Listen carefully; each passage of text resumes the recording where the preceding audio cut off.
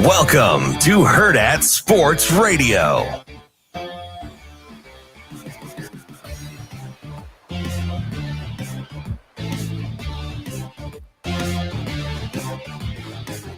Good morning. Welcome into Hurrdat Sports Radio here on AM 590, ESPN Omaha, ESPN Tri-Cities.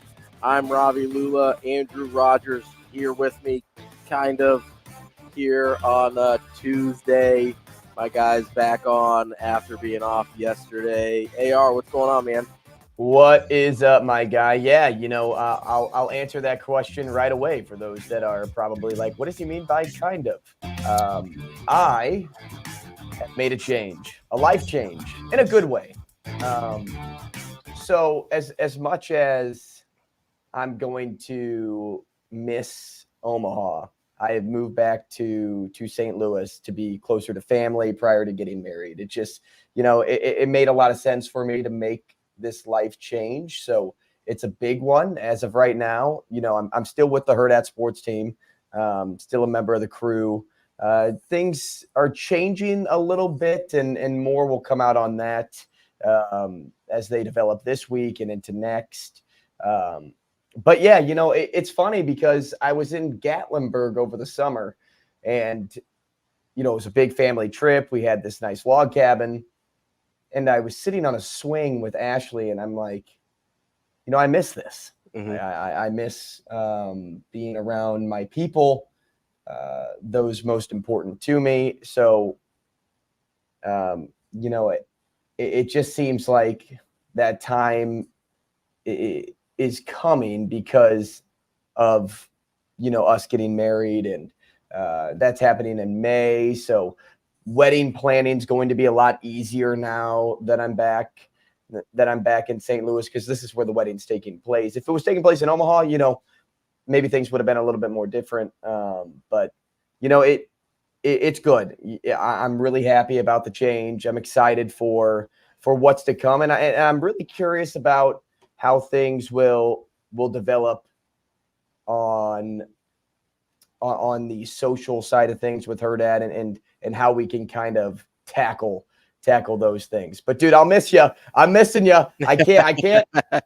I'm sitting next to nobody right now. And I'm like, man, normally I can like poke fun at Ravi. He's wearing the Ted Lasso shirt today. I could have really admired that in person. But no, things are good.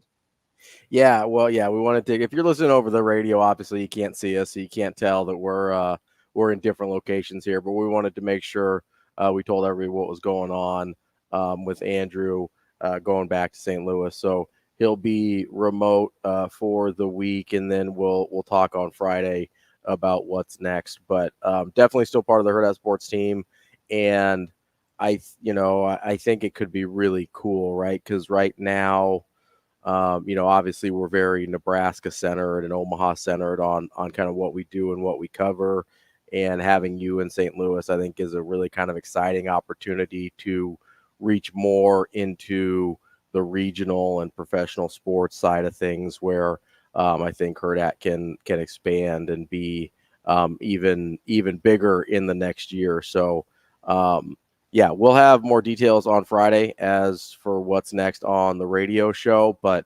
Andrew will be all over the Hurrdat socials still, and you'll still see plenty of our guy AR, even if it's not in the same format. But he'll be remote with me for the rest of the week, and we'll fill you in on the rest on Friday. But I know you were driving back this weekend, right? Yeah. And it's kind of funny because I believe today is moving day for Major League Baseball. They send all the stuff down like today and tomorrow. I think most of the teams are sending their giant like semi tractor trailer deals. You got that right. Down to either Arizona or Florida. And so, I'm imagining, I'm imagining you driving your U-Haul, which is kind of the worst, right? Like driving a U, this is nothing against the moving truck industry, right? But if you're used to driving a normal car or SUV or whatever, driving a U-Haul is like trying to speak Portuguese. It's like a whole other thing.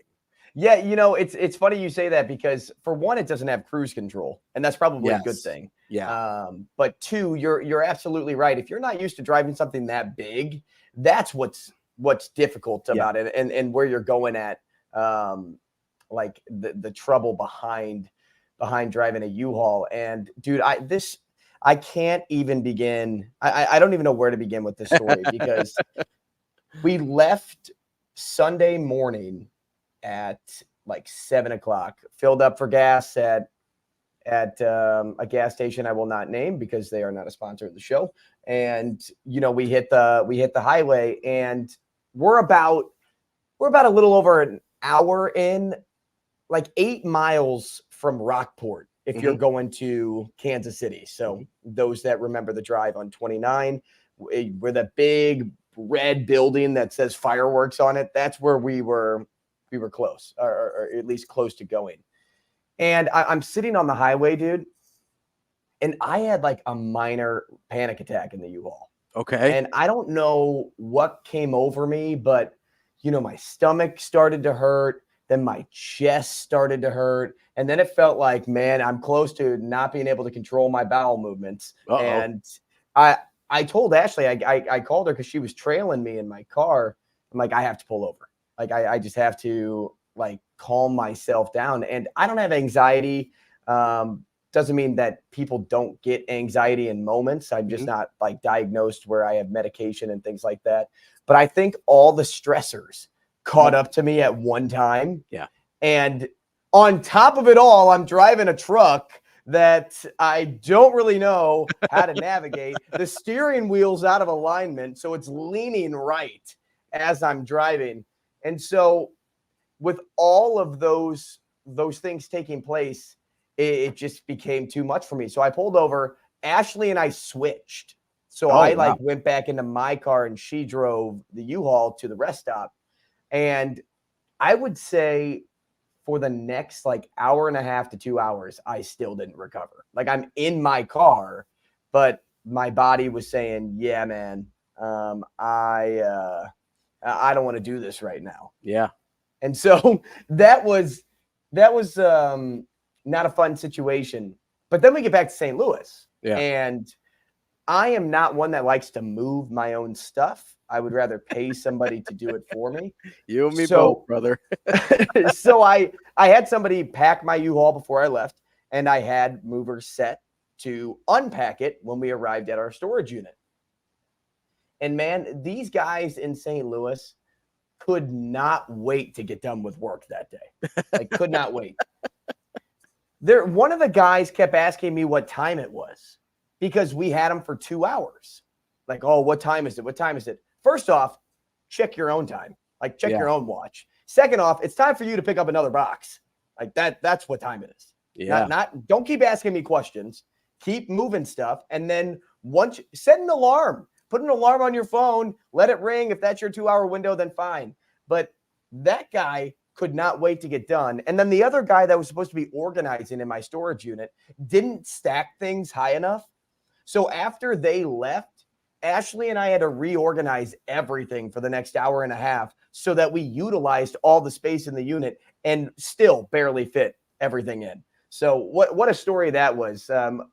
You know me, I like to leave Google reviews and things like that. That was a Google review. Yeah, that I kind of had a similar one, not when I was moving, and like I do have anxiety, but when I was moving from Omaha to Ashland, so not that far, it's like a half hour, like 45-minute drive, right? Depending on where in town you're at. And as I was like leaving the apartment in Ralston, which is where I was at the time, for the last time, like I had like, and I don't, even though I have anxiety, I don't really have panic attacks, which is kind of weird but it's for the most part true. Like I had this moment where I was just like, oh man, like I didn't know what was happening. I was like, what's going on right now? I don't feel good. But I think it's just like major life changes, right? And obviously you moving back to St. Louis was a big deal. And, because you've been away for a while, even before you came here to Hurrdat. You were up in Sioux City and doing that whole thing. I've been all over. Yeah, you've been the rambling man all over the Midwest here. Yeah, I say all over, and I've been to 3 states. Listen, Missouri, Iowa, Nebraska, in Midwest, that's all over. The only one you're missing is maybe a little Illinois, maybe a little Dakotas in there, but I'm sure you made plenty of trips to the Dakotas while you were in Sioux City. Hey, why move to the ocean when you can have cornfields? Listen, you have an ocean of rolling hills everywhere you look here in the Midwest. Well, I'm glad you made it back safely and got all that taken care of. But that's rough, man. So, okay, so you mentioned you moved from Ashland. Have you ever left the state? Not to live, no. I've lived in Norfolk, in Nebraska. I've lived in Ashland, and then just other Metro Omaha areas, basically. So, is it Norfolk or Norfolk? Depends on where you're from or who you're talking to. Yeah. So if you're from Norfolk, they say Norfolk. Okay. If you're from anywhere else, you say Norfolk usually. So shouldn't we be saying it like they say it? Well, I think maybe you can speak here. I think it's like a Missouri thing. Oh, trust me, Missouri is not a thing. I mean, it is. I've heard people say it.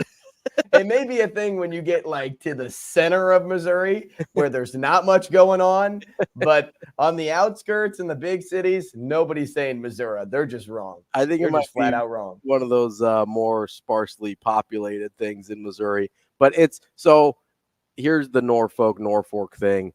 It's because it used to be at the North Fork of a river. And so it was North Fork, and then it got like smudged out on maps. So it was Norfolk, and then it got smudged again, and it was Norfolk. And so originally, like the pronunciation is closer to Norfolk, which is why they call it that up there. But the actual spelling right now is Norfolk. So I say it how it's spelled. That's what I do. See, that sounds like something like a practical joke somebody played on their city. Like, what if we like take out the curve in the R and then lower the little extension so that we make it an L? Oh man, that'd be so funny. And well, somebody probably thought it was the best joke on earth, and then it stuck, and they're like, shoot, I kind of hate this name. That is like the best prank then, because it lasted. Right. That's how you kept yourself entertained in like the 1800s. You're just like, yeah, you smudge out maps. Yes, you're just smudging out maps, and you accidentally change the name of your city for the next 200 years. Now, where would you live if you lived somewhere different? Where would you want to live? So I've been to a lot of places, even though I haven't like moved out of the state. I've got family in Texas. I had family in California for a long time. I've been kind of all over in the South. I think the place, I really like Chicago. That's probably pretty high on the list for me. My best friend lives in Chicago, so that's up there. Plus it's just a cool place. There's a lot to do and a lot of cool stuff there. Yeah, so really safe. I'd probably well, listen, you're living the right parts. You're okay. There's not a lot of crime up in Winnetka where my buddy lives. Oh, fair. Okay. But like I don't know if you've ever been to like Evansville where Northwestern is. Yes. Like, that's a super cool, like it just feels like a little college town, but it's like smushed in between Chicago and the suburbs. Like I would live in Evansville in a heartbeat. Like that's a super cool place. Well, it's kind of like the city of St. Louis. Like you can live in like this part of the street, but if you go 3 blocks, that's not where you want to live. Yeah, you gotta. It's kind of like that anywhere. There's parts of town you want to live in. There's parts of town you maybe don't want to live in. But yeah, I have no room to talk saying Chicago isn't safe. I was gonna say, says the guy who just moved back to St. Louis.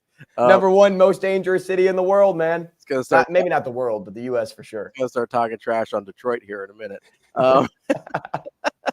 But no, it's I would think about Chicago. I've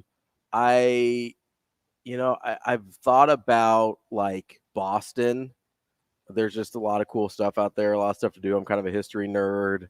Obviously it'd be cool to like be able to go to Red Sox games whenever I want. So Boston seems cool, but I don't know. I'm kind of like you. Like I grew up in Omaha. So like Omaha is my St. Louis. Like, I like being here. My family's here. So until that's not the case anymore, like, if my family starts moving away or my parents pass or whatever, I'll probably stick it out in Omaha. I like it. Yeah, if I could live anywhere else, it'd probably be Omaha. That's right. It's pretty cool up here. People, it's a good place to live. I understand. People underestimate Omaha. I understand it might not have the most things to do in the world, but we're working on it. We got like our supernovas out here. We got more stuff to do.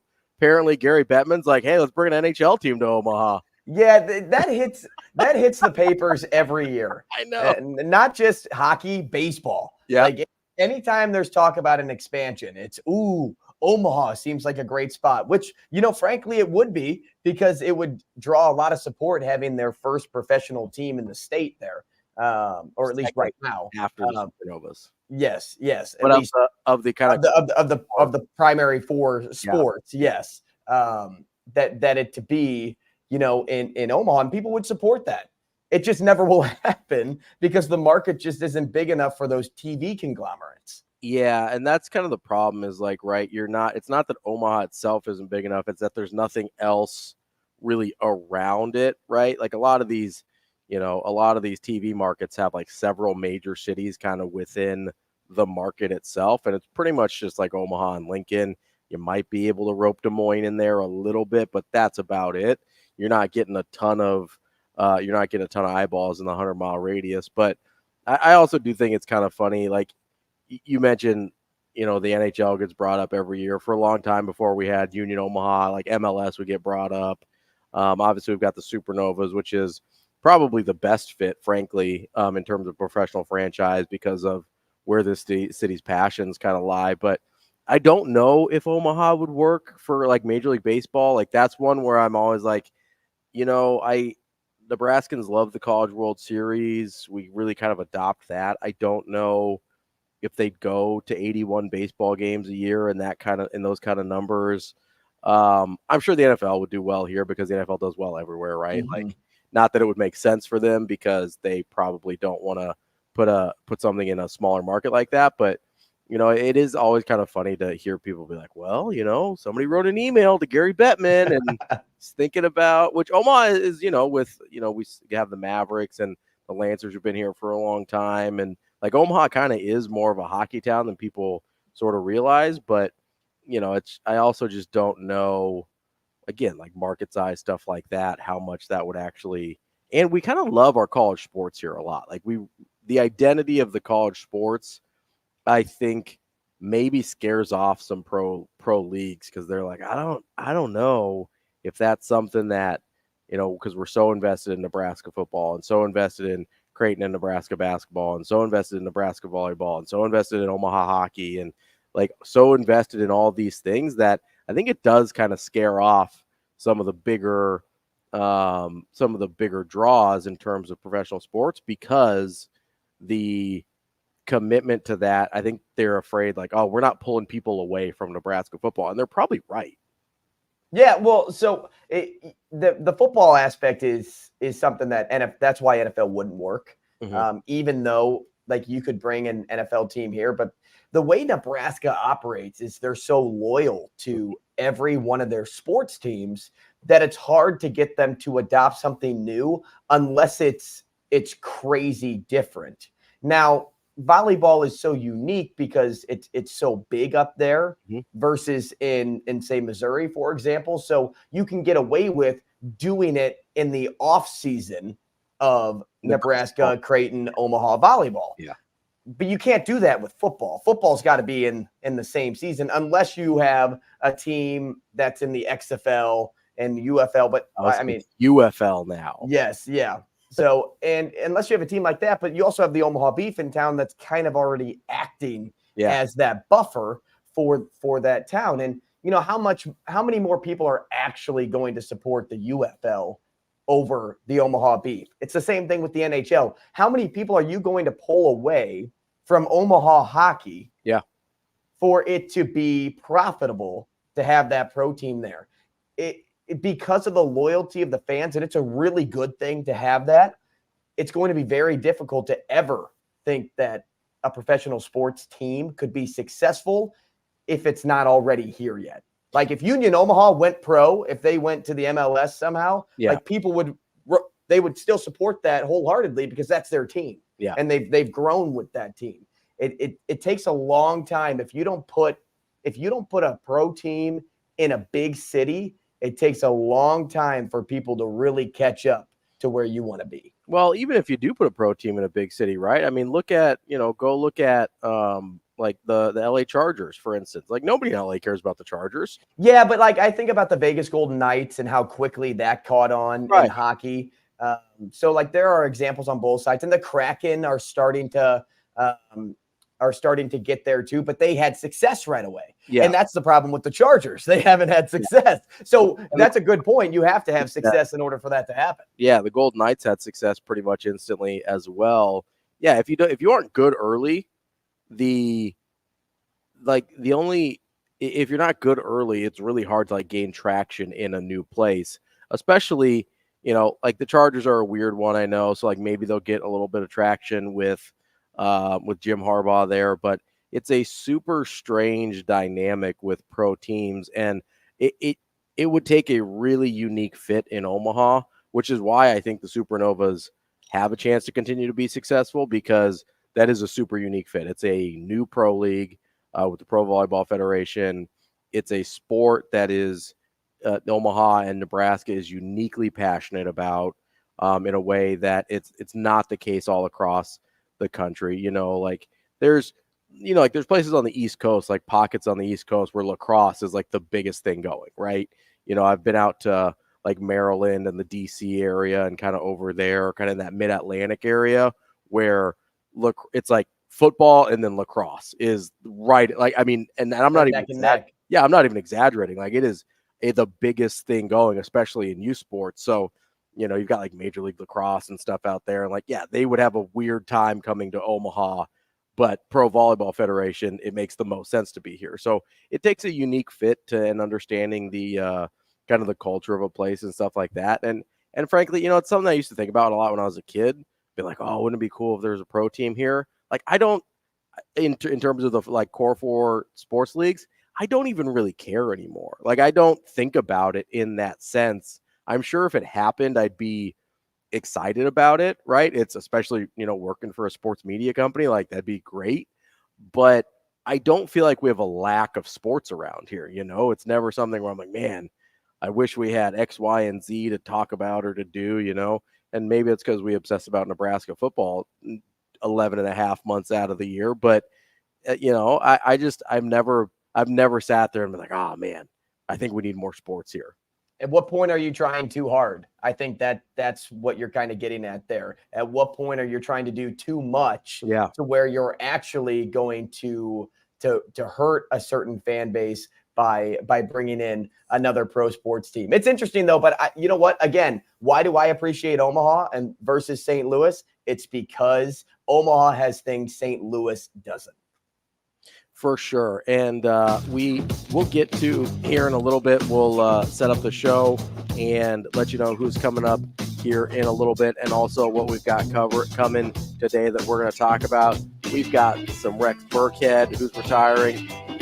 I kind of went down a weird coaching rabbit hole over the weekend that I kind of want to talk about. And then, of course, we got some guests coming up. We'll set up the show here on Hurrdat Sports Radio coming up next.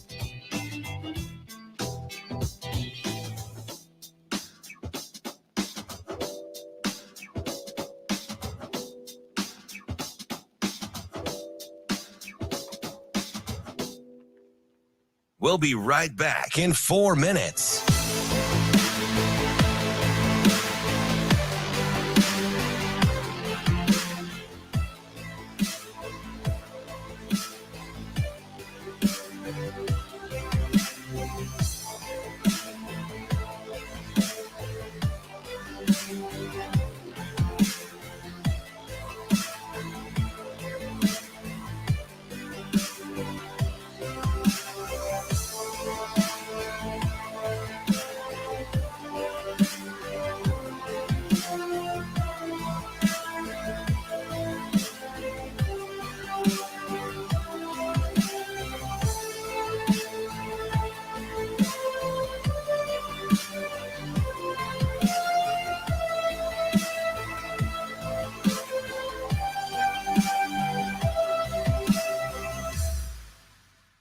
We'll be right back in 3 minutes.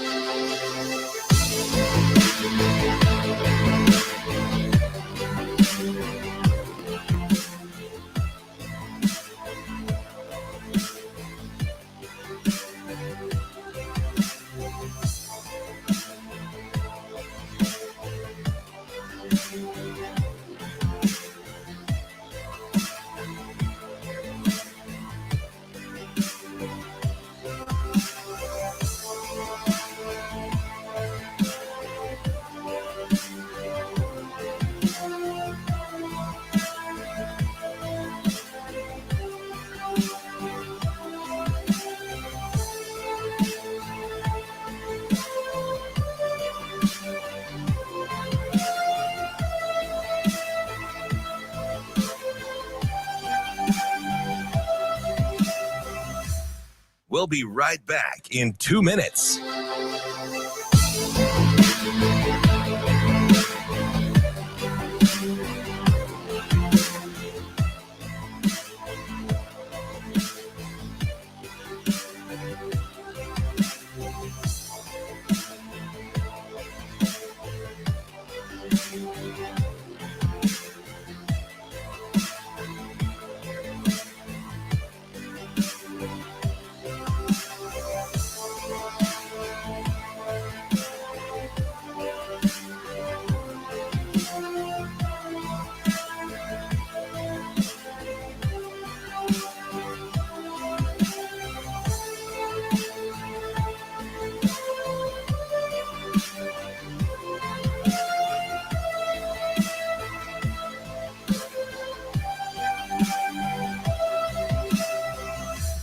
We'll be right back in 1 minute.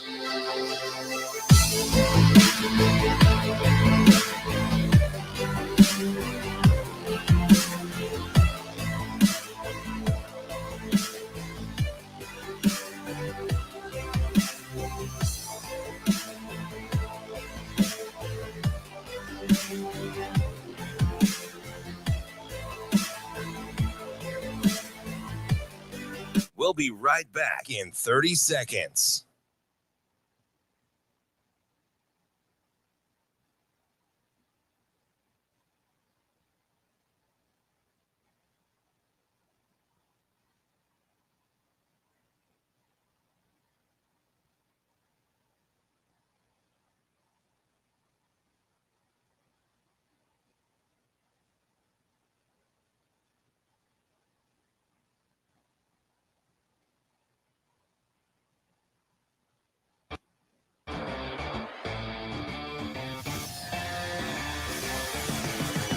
You're listening to Hurrdat Sports Radio.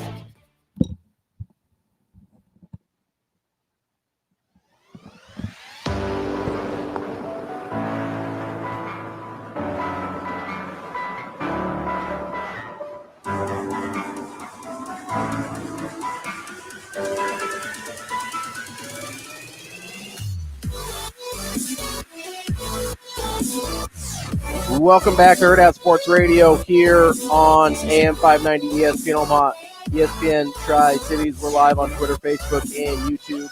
Those YouTube comments already pop and popping. You can always get a hold of us on the Warhorse Sportsbook hotline as well, 888-638-4876. Coming up on the show today, we've got our regular 9 o'clock guest, Mike Schaefer from Husker 24/7. He will join us at the top of the 9 o'clock hour. And then we will have Rohan Chakravarthi. He covers the San Francisco 49ers for Niners Nation as we start to preview the Super Bowl coming up here on Sunday. Of course, we will also get to a little bit of Hurrdat Hot Seat as well on the show today.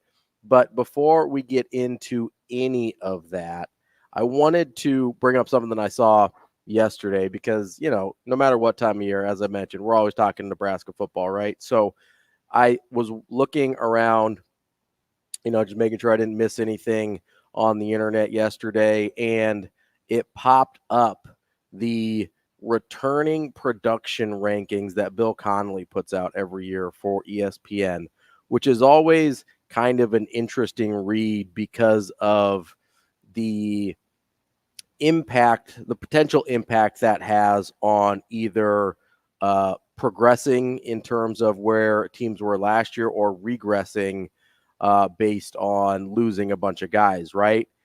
You probably already know, Andrew, but if you had to guess, where would you have put Nebraska in these rankings? So it's funny that you asked this question because I have ESPN Plus and it never lets me read articles anymore. So I actually don't know. Normally I would know, but when I was looking it up, I'm like, oh yeah, that's right. I can't see this because ESPN just chooses not to let me read articles anymore. If I had to guess based off of returning production where Nebraska is defensively, I think it gives them a huge kick up the list. I'll say, you know what? I'll comfortably say they're top 40. Oh, they are comfortably top 40. So, that is true. So I'll say, well, if you gave me just like a nice little jolt there to go even higher than the 32 I was going to mention, I'll say I'll go up 10 spots. I'll say 22. They are third. Wow.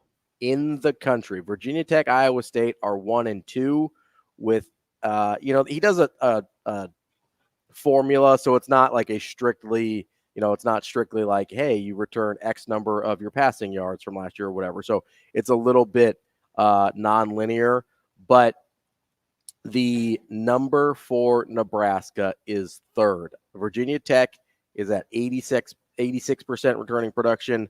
Iowa State is at 85, and then Nebraska and Oklahoma State are both at 77 each. So there's a little bit of a cliff there after 1 and 2, but there's a ton of people kind of in that mid to high 70s range. There's about 10 teams between 73 and 77%, but Nebraska is third on that list. We haven't seen a lot of attrition.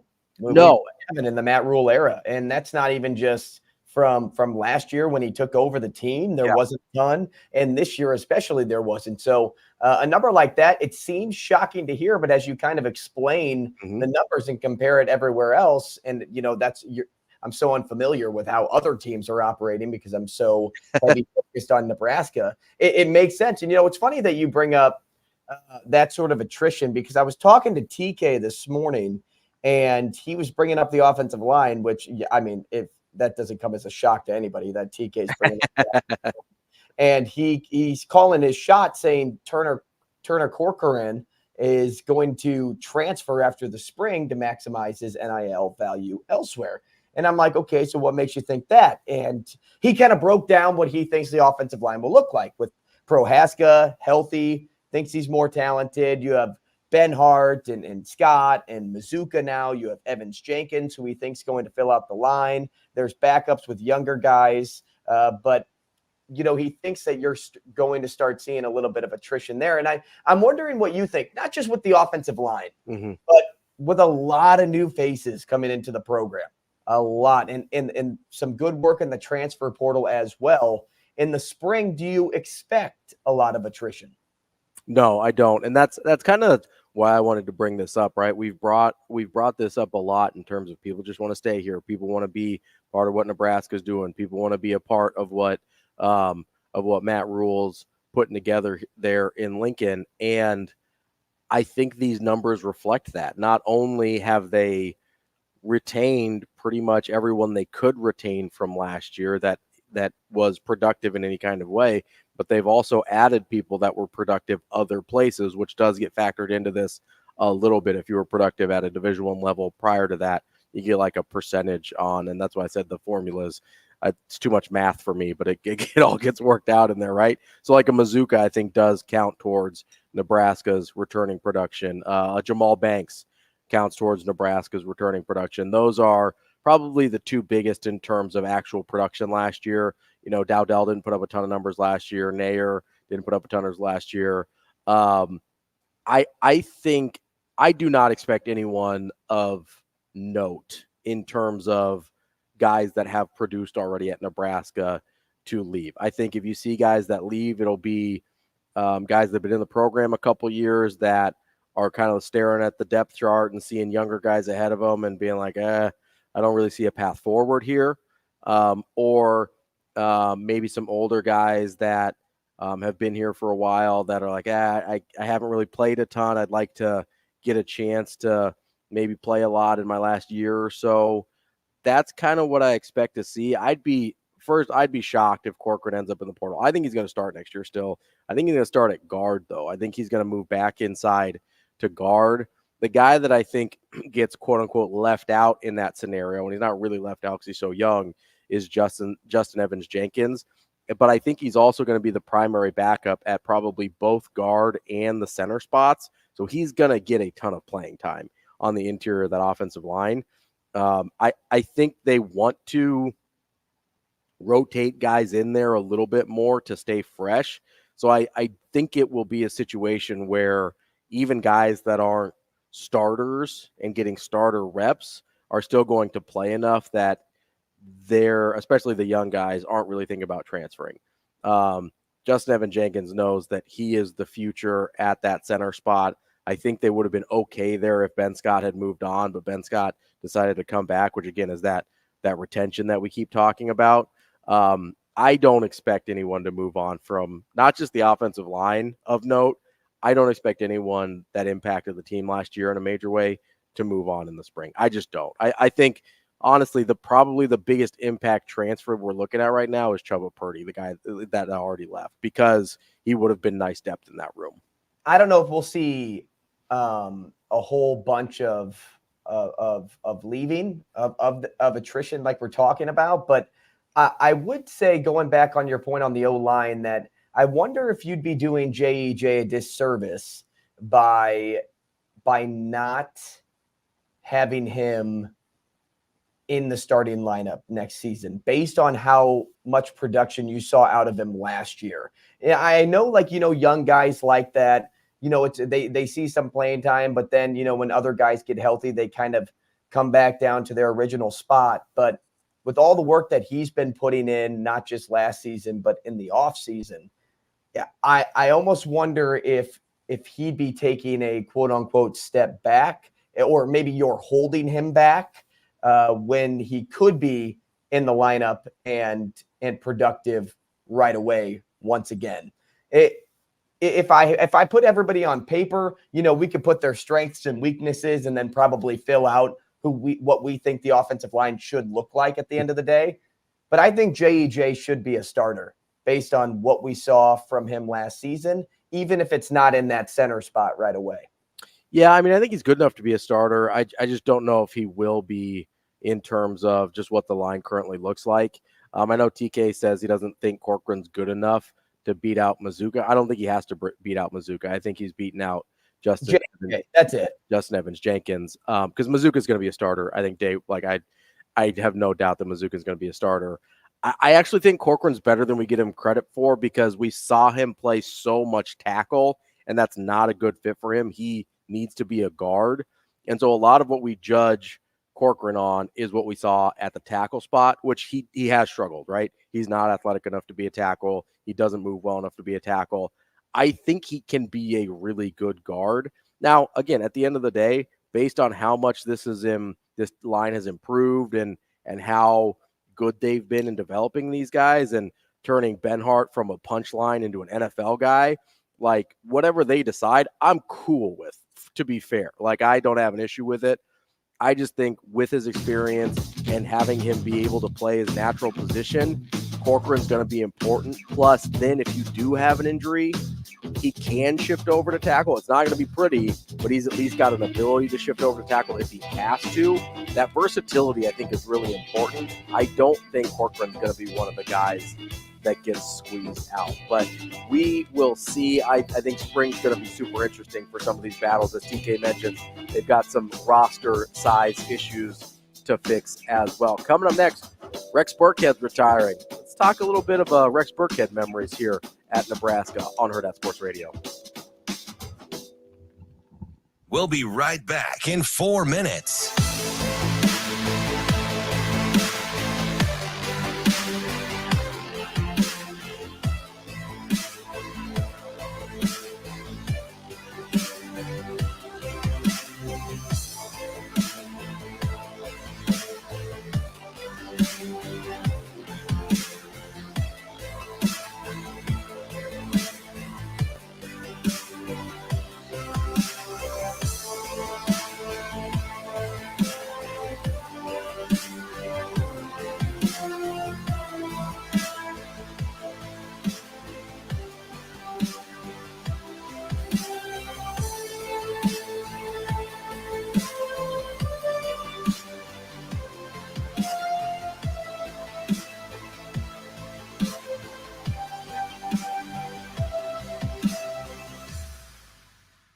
We'll be right back in 3 minutes.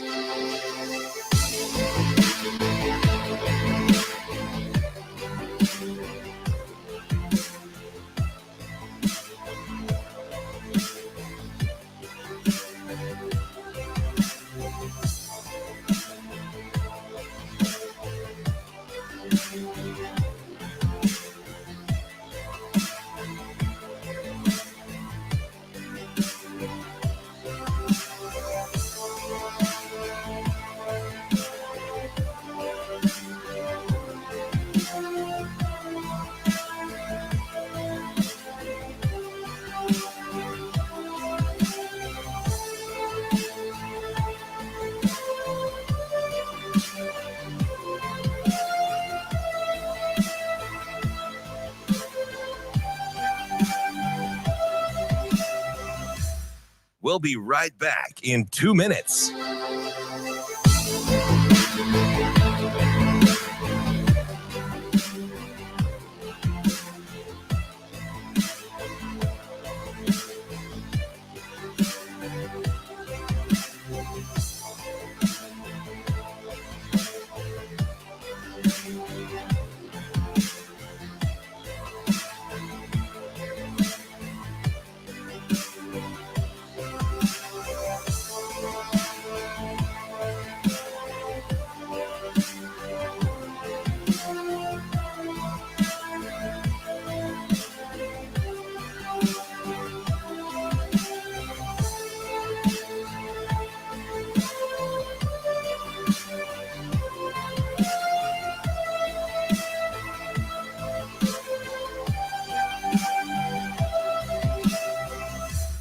We'll be right back in 1 minute.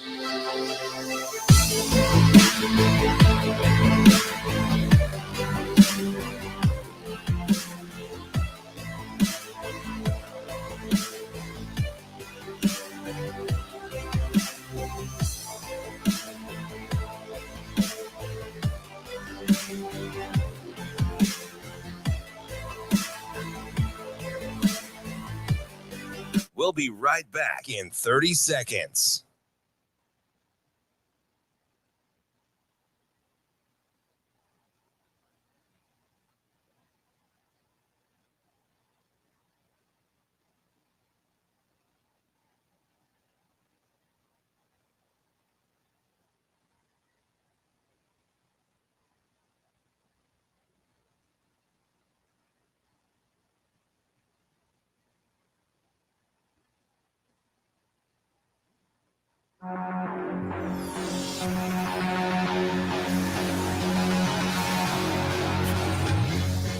You're listening to Hurrdat Sports Radio.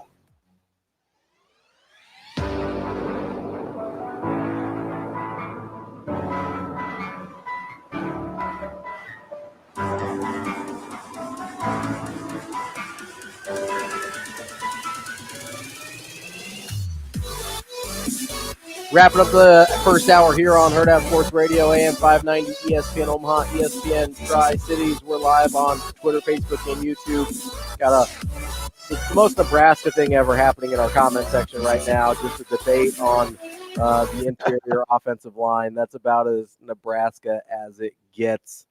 Speaking of being as Nebraska as it gets, I think that might be how you could describe Rex Burkhead in his career.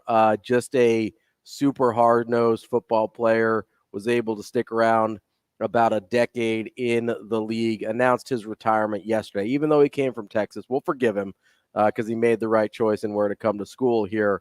It's really interesting because I think Rex Burkhead might be one of the bigger fan favorites we've had over the 21st century, really, in that, the dark times of Nebraska football, as we tend to call it. Burkhead has a soft spot in, I think, just about every Husker fan's heart. That being said, if you want to chime in on your favorite Rex Burkhead memory, it could be the pros, but I'm assuming all these are going to be mostly Nebraska memories. give us a call, 888-638-4876 on the Warhorse Sportsbook hotline. Chime in on the YouTube comments, or you can hit us up on Twitter. I'm at R.A. Lulla. He's at Andrew Rogers CC. And then we'll get into ours a little bit too here. I know you had a Rex Burkhead story, which I wasn't sure, because I wasn't sure if he was before your kind of like Nebraska following timeline or not. He was, but nationally, Rex Burkhead hit the stage for me. And I think just in general, when Jack Hoffman ran the touchdown, yep. and it was this huge moment all across ESPN. And what number was Jack Hoffman wearing? He was wearing Rex Burkhead. Yep. So that's the connection for me, and how I got into really liking the person Rex Burkhead is, not just the player, but the person, because my knowledge is limited. You see the work that he's done with Team Jack, even after college, and just the superhuman, as you can probably call him, the tremendous person he is. But I'll tell you, you mentioned how he's kind of like a bright spot in a dark time. Mm-hmm. Yes, he came over from Texas, but he's kind of similar to Danny Woodhead, right? Because that professional sports scene can really kind of stamp you to your place. Mm-hmm. And for Woodhead, even though he didn't attend Nebraska, he had a lot of success at the NFL level, and like his name was widely broadcasted because of it. And then you can kind of backtrack and think, oh, wow, he was pretty big for the state. And Nebraska loves their own. Mm-hmm. So they're really going to support Danny Woodhead, even if he wasn't a part of the Husker program. But especially with Burkhead and all, he's kind of he was a true transplant to Nebraska. He comes back to Nebraska all the time to be a part of the Team Jack Foundation event. And, that's kind of where I really got to know him this year. Was, after he did an interview with Anna, I spoke with him a little bit. And for one, it's because of my true core memory of Rex Burkhead is him saving me in the fantasy football playoffs. And I told him that. I said, you won me my fantasy week and kept me alive in the playoffs, so I really appreciate you. But just how down to earth he is as a person, and that was reflected on the football field as well. You could tell that he was just the ultimate teammate, somebody that you wanted to play with. I'll tell you that story, though. He'll forever be a legend for me, Ravi, forever. Yeah. Because last season, all of my running backs were hurt, or it seemed like my depth wasn't there. Mm-hmm. So I was on the waiver wire, and Rex Burkhead was available. And it was when he was getting more of like shared reps with Dameon Pierce at the time in Houston. So I pick him up in week 15 of the NFL season. For those that don't know, Rex Burkhead on average before week 15 probably rested around 30 yards a game. Yeah. No touchdowns. He only had one touchdown all season up to that point. But I could trust him to touch the football maybe 12 times. So who knows? Running back could break one off and I could get a boom or bust play. This man went for 22 carries, 149 yards, and 2 touchdowns in week 15 against the Chargers, and completely saved me in the fantasy football playoffs. Rex Burkhead will die a legend in my mind. Well, he's a legend in a lot of Nebraska, in Nebraskans' minds as well. And I mean, the game that immediately popped up to me, obviously he's got the tie-in with the Team Jack, and the Jack Hoffman run and all of that. Travis on YouTube says he got his history degree so he could be a teacher like his parents if football didn't work out. That's one of the coolest things I've heard. I think part of the reason we've sort of adopted him so much here in Nebraska is he sort of reminds me, and I haven't really had any interactions with Rex personally, but he reminds me of a person that isn't really from here, but embodies the things we care about, right? Like I think you could create a Nebraska fans prototypical, like what they want out of a running back in a lab, and you'd get something pretty close to Rex Burkhead in terms of just like hard nose, never goes down with the first hit, just constantly like churning and getting extra yards and all of that stuff. Like he is, I've said this about Rule since he got here. He's not here, or he's not from here, but he feels like one of us, which is ironic that's kind of their, the OOU is kind of their slogan there, one of us. He feels more like a Nebraskan than even Scott Frost did, who actually was a Nebraskan, right? Just the way he carries himself. TK says his entire senior year is super memorable for me. Battled through so many injuries, was still rushing for 100 plus pretty much every time out. The one that really stuck out to me, and I think this is what it is for most Nebraska fans, if I had to guess, is Can I guess? Go ahead. Is it the Ohio State comeback? It is absolutely the Ohio State comeback in 2011. Nebraska down 27-6 in the second half, and they start climbing all the way back. Our guy, Sexy Rexy, had the tying touchdown. And this is if you want to talk about the exact moment that jumps into my mind with Rex Burkhead, it is the swing pass from Taylor Martinez. And then he does this jump cut. It looks like a video game jump cut. It almost looks like a glitch where it's like he just transports from one place to the other. The defender goes flying by him, and then he is just straight to the house. That tied the game for Nebraska. Then he had a 17-yard run to put Nebraska ahead for good in that one. But it is that jump cut is the first thing I think of when I think of Rex Burkhead. It is the thing that sticks out in my mind because it was such a huge moment, right? Such a enormous moment in terms of coming back against Ohio State. I think that was the Braxton Miller getting hurt game. Gets banged up, I think, on a Sean Fisher tackle. And then being down 27. Like now, if Nebraska's down 27-6, we're just sitting there kind of like, oh no, like make it respectable, whatever. But the fact that they actually came back from 3 touchdowns down against Ohio State in the second half is part of what makes that moment. I mean, it's a lot of what makes that moment so cool, but then it's also just an incredible play and an incredible effort in and of itself. For that game, Rex Burkhead ended up with 119 yards rushing on 26 carries, 5 receptions, 59 yards, and a touchdown. He had a rushing touchdown as well. Just an enormous game, and just one of the more memorable and happier Nebraska football moments of the last 20 years. I went back and watched some of the highlights last night, and that jump cut lives up to everything in my memory. Yeah, you know how like sometimes you have these sports memories and then you see it and you're like, maybe that, you see it when you're a kid and you're like, that wasn't quite as cool as I remember it. There's a couple of them that always live up to it. That one 100% lived up to it. And then this is a random one. Every time I see the Gary Matthews Jr. home run robbing when he was with the Rangers, and he twists on the wall weird. And every time I see it, I'm like, yep, that's just as amazing as I remember. Those are just like the lucky things, right? Like the home run grabbing, like Jim Edmonds dive backwards toward the center field wall. Like that's something you remember. If you've practiced that or at least tried to do that in a game, it's like near impossible. Yeah. But that Rex Burkhead moment is so interesting because you talk about like moments that, are so nostalgic.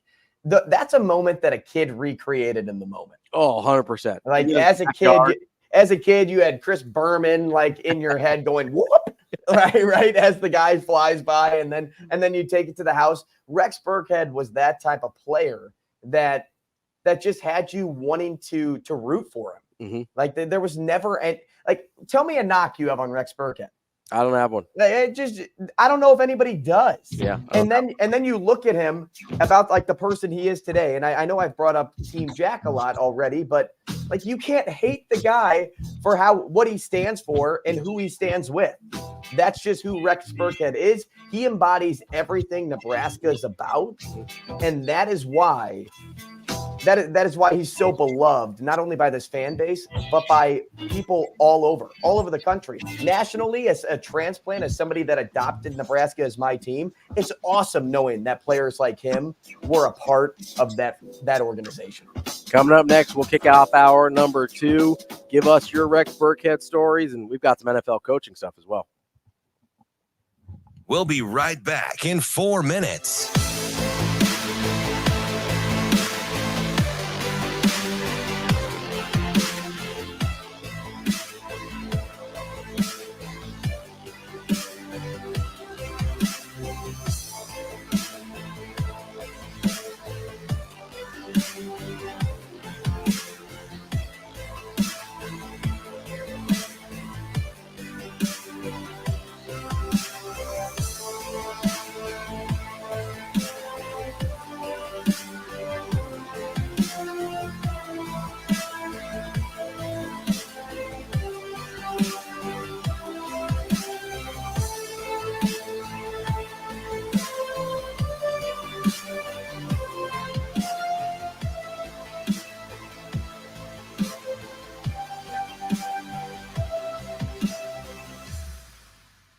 We'll be right back in 3 minutes.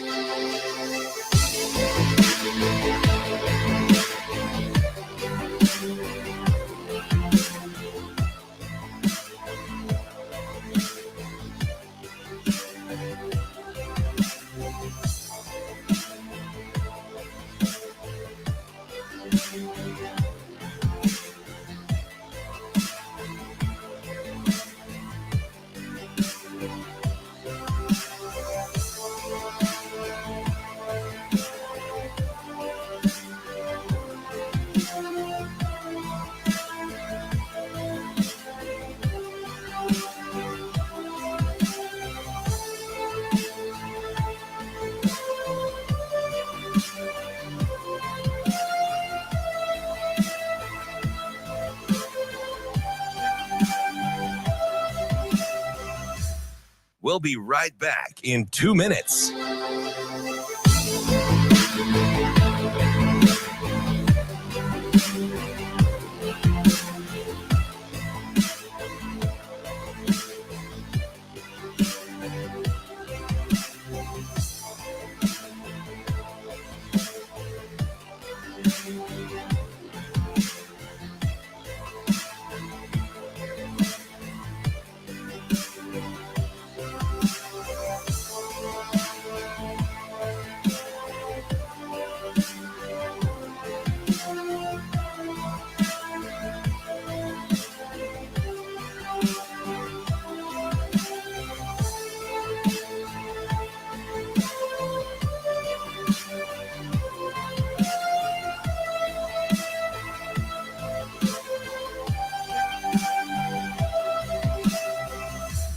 We'll be right back in 1 minute.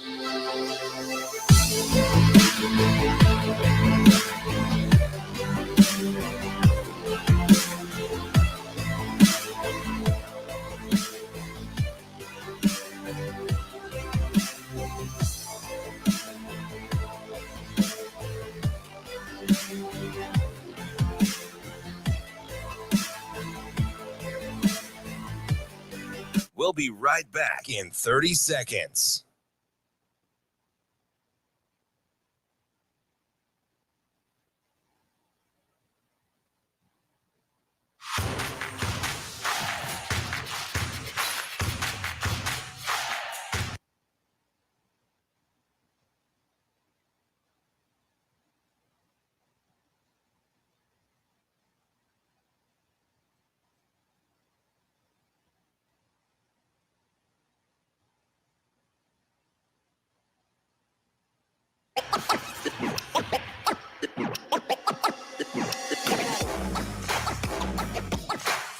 You're listening to Hurrdat Sports Radio.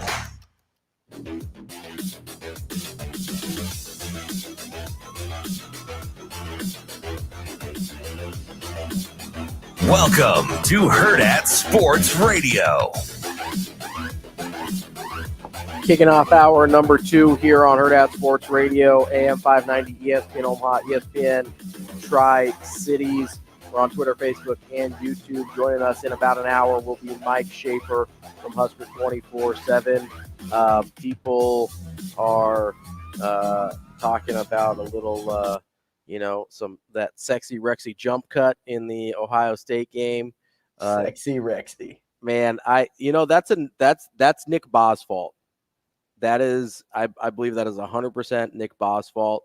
I think he started calling him Sexy Rexy back in like the original Schick and Nick show days. And then he did, so they used to do these songs before every Nebraska football season. Oh, I know. They still do it. Yeah, right. But it started like way back on the terrestrial radio days. And there was I Want to Rex You Up was one of the songs that he did. I was so hoping it was Sexy Back. I'm bringing Rexy back. That'd be yes. No, instead of I Want to Sex You Up, it was I Want to Rex You Up. And I think he used to call him Sexy Rexy all the time. People nationally called Rex Burkhead Sexy Rexy. Now, maybe Nick Ba was a true pioneer in that movement. It's true. But I know I've called him Sexy Rexy before, and now maybe that's just a play on words because I'm an immature, teenager at the time. But I do know that Sexy Rexy is more than just Nebraska when that term was at least coined. That's fair. But that's who I blame for my every time I say his name in my head, I have to fight the urge to call him Sexy Rexy. So no, don't let it fly, man. Let it fly. You're a J. Let it fly. I blame that directly on Nick Ba. Drunk Monk says he's always been a running back guy. He says Emmett Johnson reminds him a little bit as Burkhead as a freshman, not all overly blown away by their ability, but you can definitely see something there. He also says being mature is overrated, AR. So it absolutely is overrated. Life is fun when you're immature. It's true. It is a little bit more fun there. So yeah, if you've got you want to throw some Sexy Rexy favorite memories your way or our way, you can do that. But I wanted to kind of start traveling down the rabbit hole a little bit that I started on this weekend because there's been a little bit of a trend of late of guys moving from head coaching positions to coordinator positions. With a guy like Jeff Hafley from Boston College, he's taken an NFL defensive coordinator position with the Packers. Chip Kelly apparently has been openly searching for an NFL OC job. And listen, I could sort of understand it at Boston College, right? Not a great job necessarily. Tough to win there long term and win big. So I kind of get it there. Maybe he wants to be in the NFL. I don't know that Chip Kelly is going to get another NFL head coaching job, so I don't think it's that for him. He got at least 2 opportunities. He went Eagles and the Niners, was just with the 49ers for a year there, but I don't know that he's, especially at his age, I don't know that he's getting another shot as an NFL head coach, but he's still kind of, he interviewed, I think, twice with the Raiders. He interviewed with the Commanders. It seems like the Raiders may revisit him now that the deal with Cliff Kingsbury fell apart. But it kind of got me wondering about 2 things separately. And so I actually diverged into 2 different rabbit holes here that I tried to chase at the same time, which is difficult because I'm not that flexible. But the one we'll start with is I want to say at least 4 now fairly high profile guys.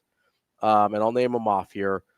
Looking that either went to from being a head coach to a coordinator or are actively looking. So you got Chip Kelly, who I mentioned, Jeff Hafley from BC, who I mentioned. Kane Womack was the head coach at South Alabama.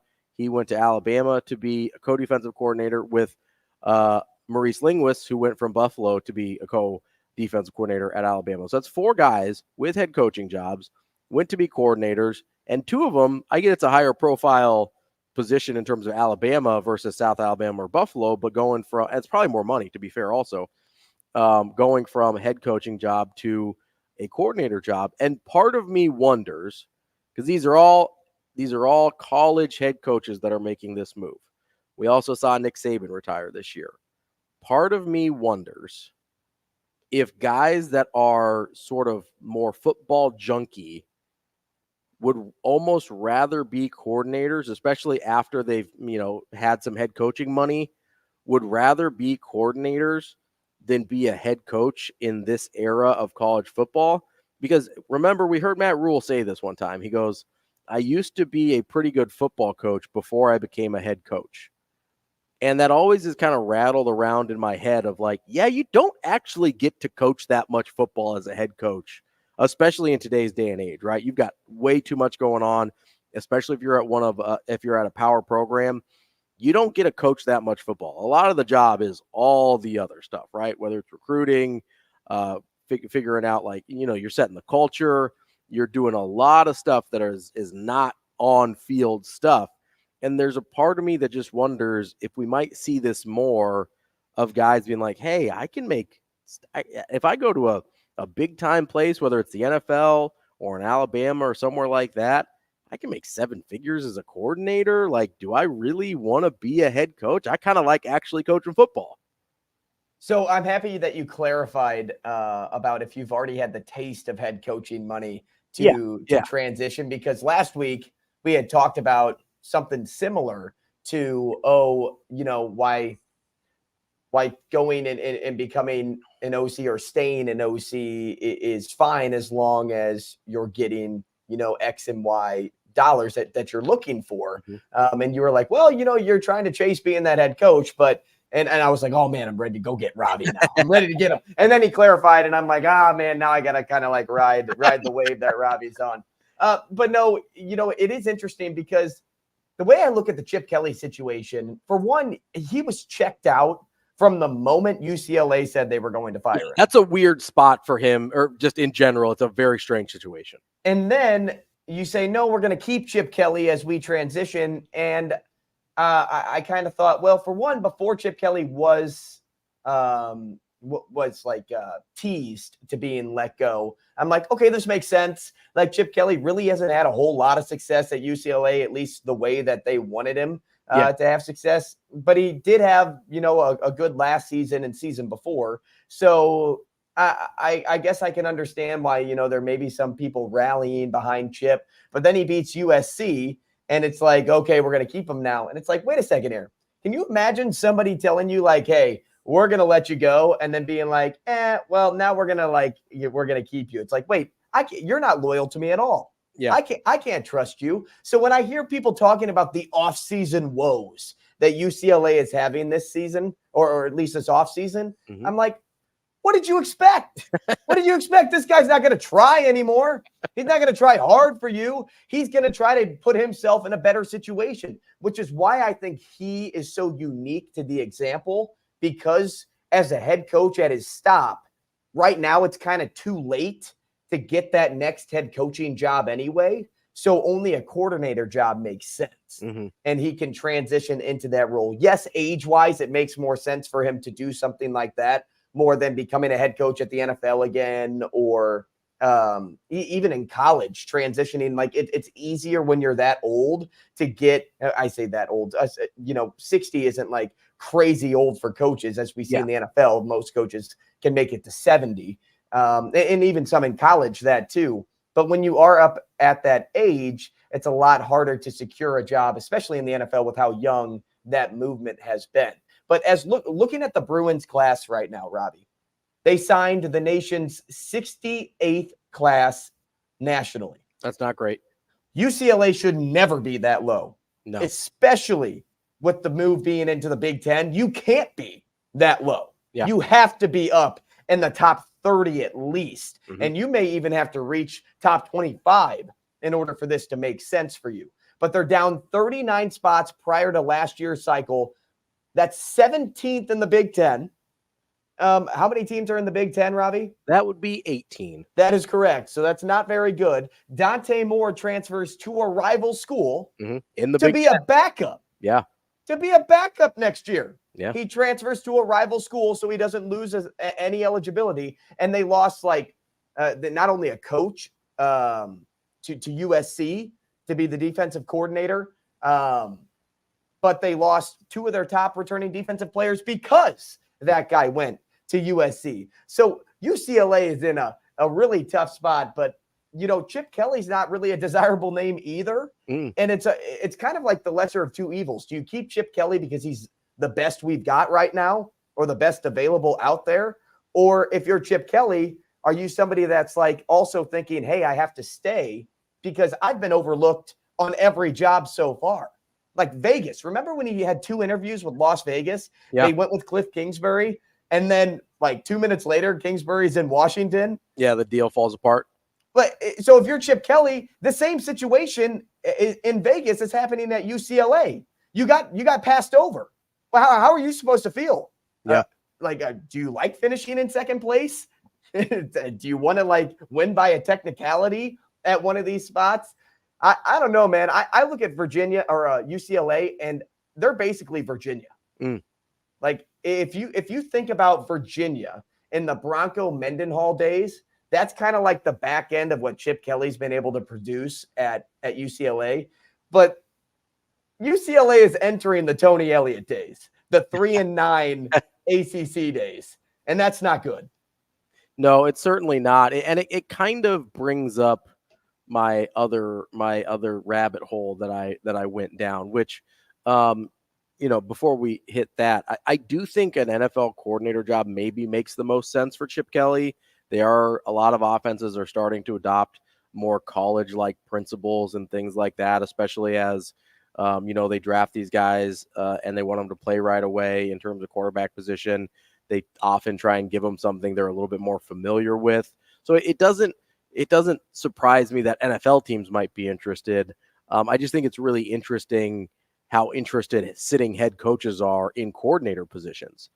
That being said, if for whatever reason he was either, he circles back with the Raiders or the Raiders circle back with him, or he finds a different offensive coordinator job in the NFL, or even offensive coordinator job in college for that matter, it wouldn't shock me if he took an offensive coordinator position in college, because he doesn't love the situation at UCLA because they wanted to fire him, and just beating up on USC in the last game of the season is the only thing that saved his job.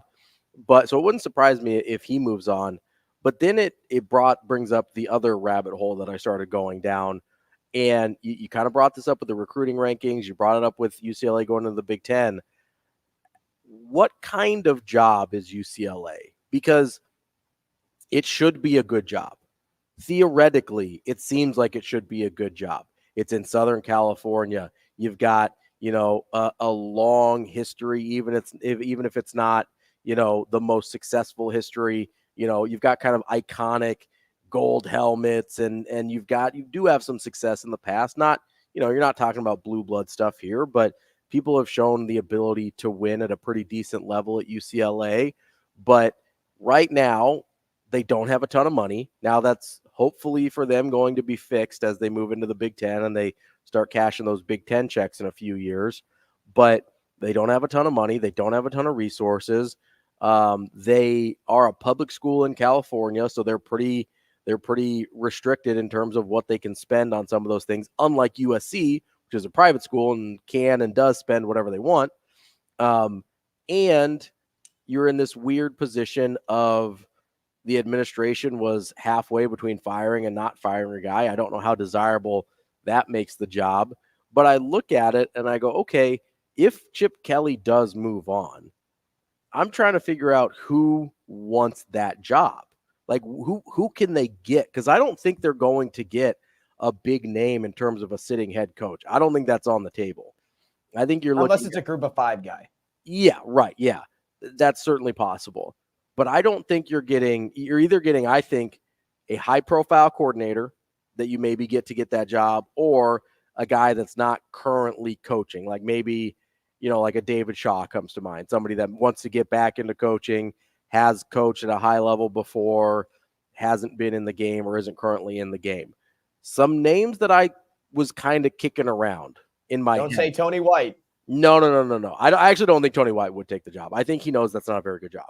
Or I think he knows it's a really hard job. Well, I think that's one of those jobs that, especially when Coach Rule was saying, hey, take that job. If you want the job, take the job. He was not trying to keep Tony White this offseason as much as, Nebraska did give him a pay bump to incentivize him to stay. Mm-hmm. But Coach Rule wasn't.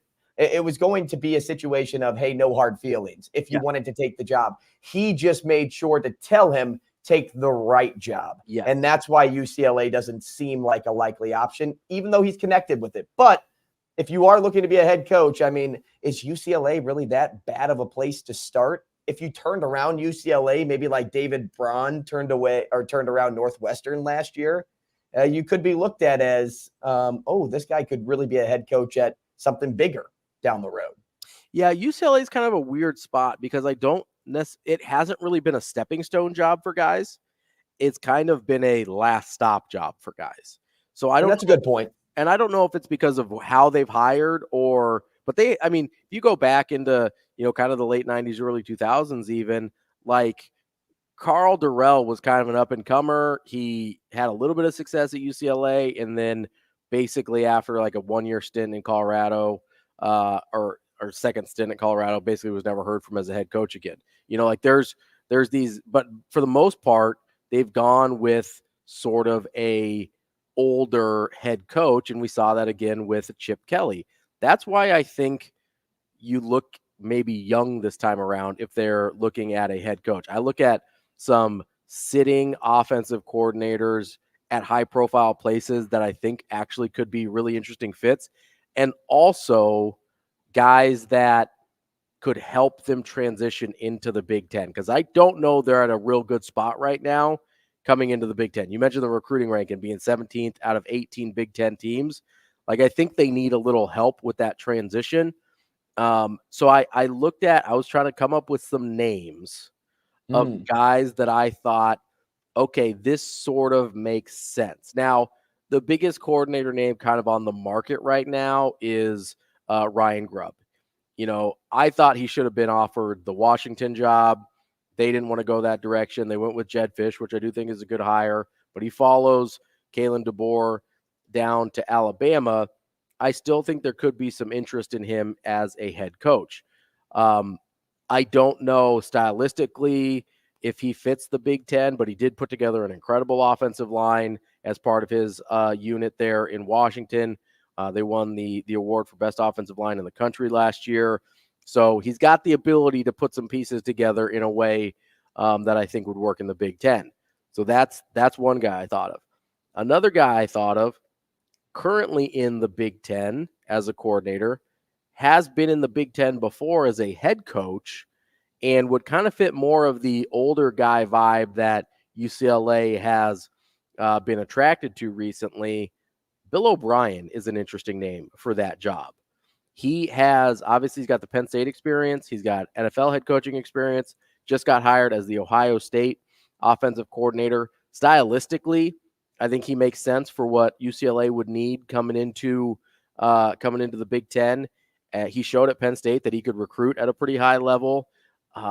He's an interesting name to me, and kind of fits the best of both worlds for UCLA in the sense that he has Big Ten experience, has head coaching experience, but is a current coordinator, so they don't have to try and pluck him away from a head coaching job. And then the guy that I think is the most interesting is also probably the guy I think is the least likely to get it on this list, and that's Alex Atkins at Florida State. Now, the reason I say he's the least likely is because he currently has a 2-year show cause penalty from the NCAA for that weird NIL violation that I didn't even know those existed. Apparently, he drove a recruit to an NIL meeting, which is, I guess, illegal for facilitating whatever. I don't know. But he's got a 2-year show cause penalty. So it actually would be really, really hard to hire him. But he came up as an offensive line coach. He completely remade a Florida State offensive line that was terrible. He's been the offensive coordinator there for the last couple years, has been a key part of their turnaround. If you're looking for an up-and-comer and you want to be ready to play physical Big Ten football, like Alex Atkins is your guy. It's funny. You brought up some good names on that list. I still can't get behind Bill O'Brien ever. I know you hate Bill O'Brien, and I know, like, if you look back at Bill O'Brien, like, he had some good years in Houston, and it's when he became a GM that I can't ever forget the bad years of Bill O'Brien. He was better than you think. That's all. I'm not blocking out the bad either, Ravi. I'm not blocking out the bad years. Beside that, though, I thought, Liam Cohen could have been a good one, who was Kentucky's OC before he became the OC of the Bucks. I thought for sure that was a name that, man, if you're looking for the next head coach, somebody that's really done a nice job has been Liam at Kentucky with Will Levis. Mm-hmm. He did it last year with the name that's slipping my mind that they got in the transfer portal, Devin Leary. Yep. Thank you, Andrew, for getting there. But they did a nice job of recreating that offense after Levis left. Now, Kentucky didn't end the season probably the way they wanted to, but they still stayed relevant all season long. There's some names out there, but again, it almost seems too late. All of these guys are kind of like set up well with where they're at. Mm-hmm. Bill O'Brien, he's at Ohio State. Like, yes, being a head coach again may be, in his cards or what he wants to do. But can you imagine like leaving the position that he's in, being the top team in the Big Ten, going to the second worst team in the Big Ten, at least how it's looked on paper in terms of recruiting rankings? Maybe UCLA isn't actually looked at like that. They could be better than Rutgers still. Yeah. They're probably better than Indiana and, teams like that, but they're still in the bottom half of the Big Ten rankings if we were making predictions today. Yeah. So it almost seems UCLA is just way too late to the party, and their best bet is to keep Chip Kelly, whether they like it or not. And Chip Kelly's best bet is to stay, whether he likes it or not. And then after this one season, it's okay. Now we tried it. We know it doesn't work. Neither one of us wants to be where we are today in the position that we're in. So we are going to make this mutual, and we're just going to part ways. That's the only thing that makes sense to me right now. Are there people out there that they could go after? Sure, but other teams beat you to the punch. Yeah. You look at, oh man, Colorado's offensive coordinator last year, Sean Lewis, right? Lewis, yeah. Kent State guy, really bright offensive mind. Now he's at San Diego State. Can you pluck a Sean Lewis after getting to San Diego State? Well, maybe, but how weird would that be for him to take that head coaching job and then just take another head coaching job? Like, it's like, no, like he's probably starting to establish himself at SDSU right now. So there's just guys out there that it's like, well, you're running out of time. That's basically what this is. UCLA ran out of time. They should have made a move they should have made a change in November if they wanted to make a change. Yeah, I mean, they should have made a change when they originally said they wanted to. I just still wonder if Chip Kelly's going to force their hand. I still wonder if Chip Kelly might first force their hand by taking a different job. And that could be it. That could be the, like I said, the fire that is lit underneath UCLA to make that change. And then I think you have to take a corner at that spot because the sitting head coaches probably aren't moving. Coming up next, we're going to look to a little Hurrdat hot seat here on Hurrdat Sports Radio, AM 590 ESPN Omaha, ESPN Tri-Cities.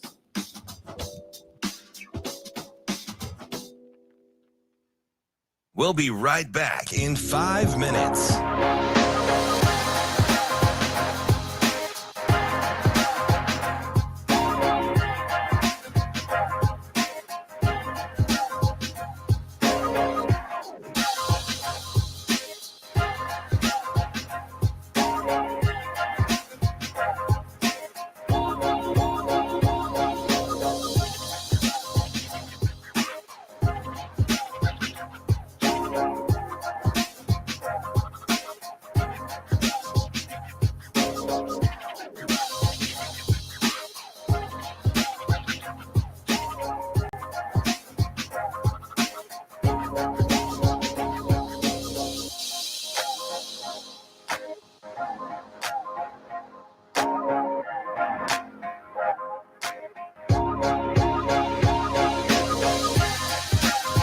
We'll be right back in 4 minutes.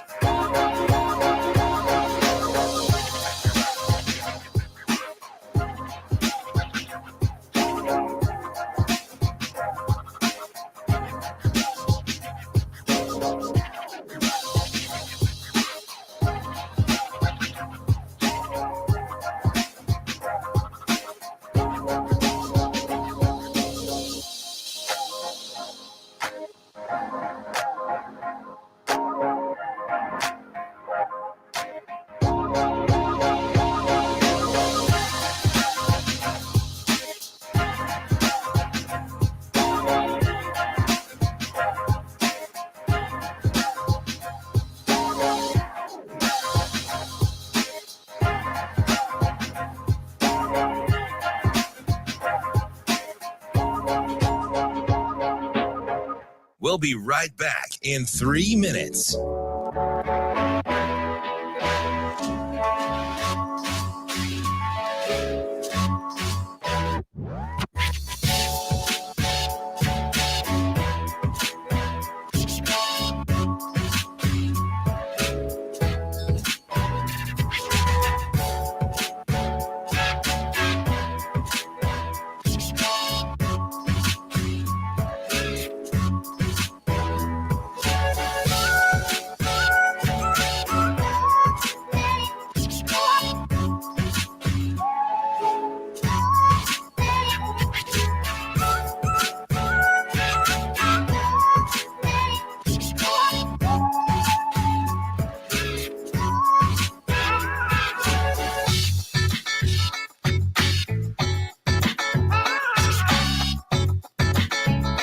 We'll be right back in 2 minutes.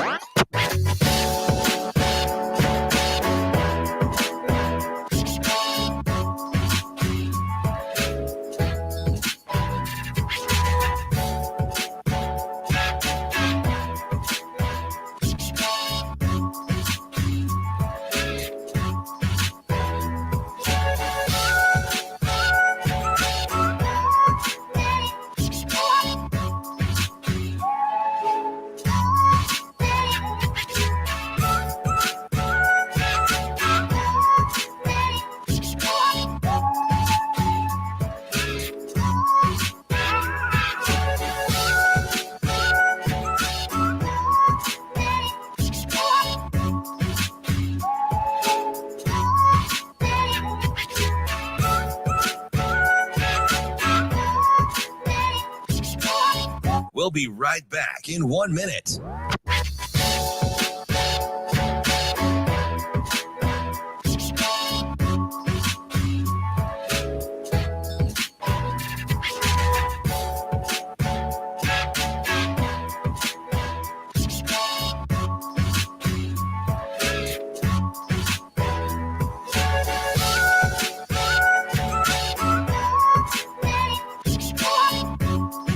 We'll be right back in 30 seconds.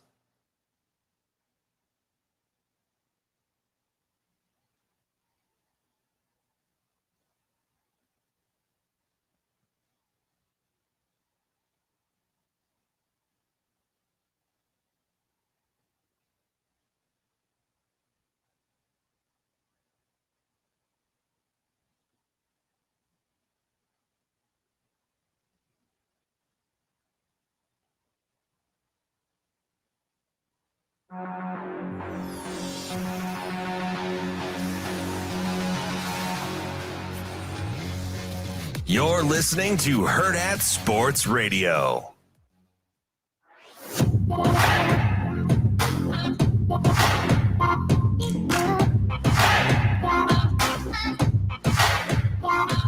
We're halfway through the show here on Hurrdat Sports Radio, AM 590, ESPN Omaha, ESPN Tri-Cities.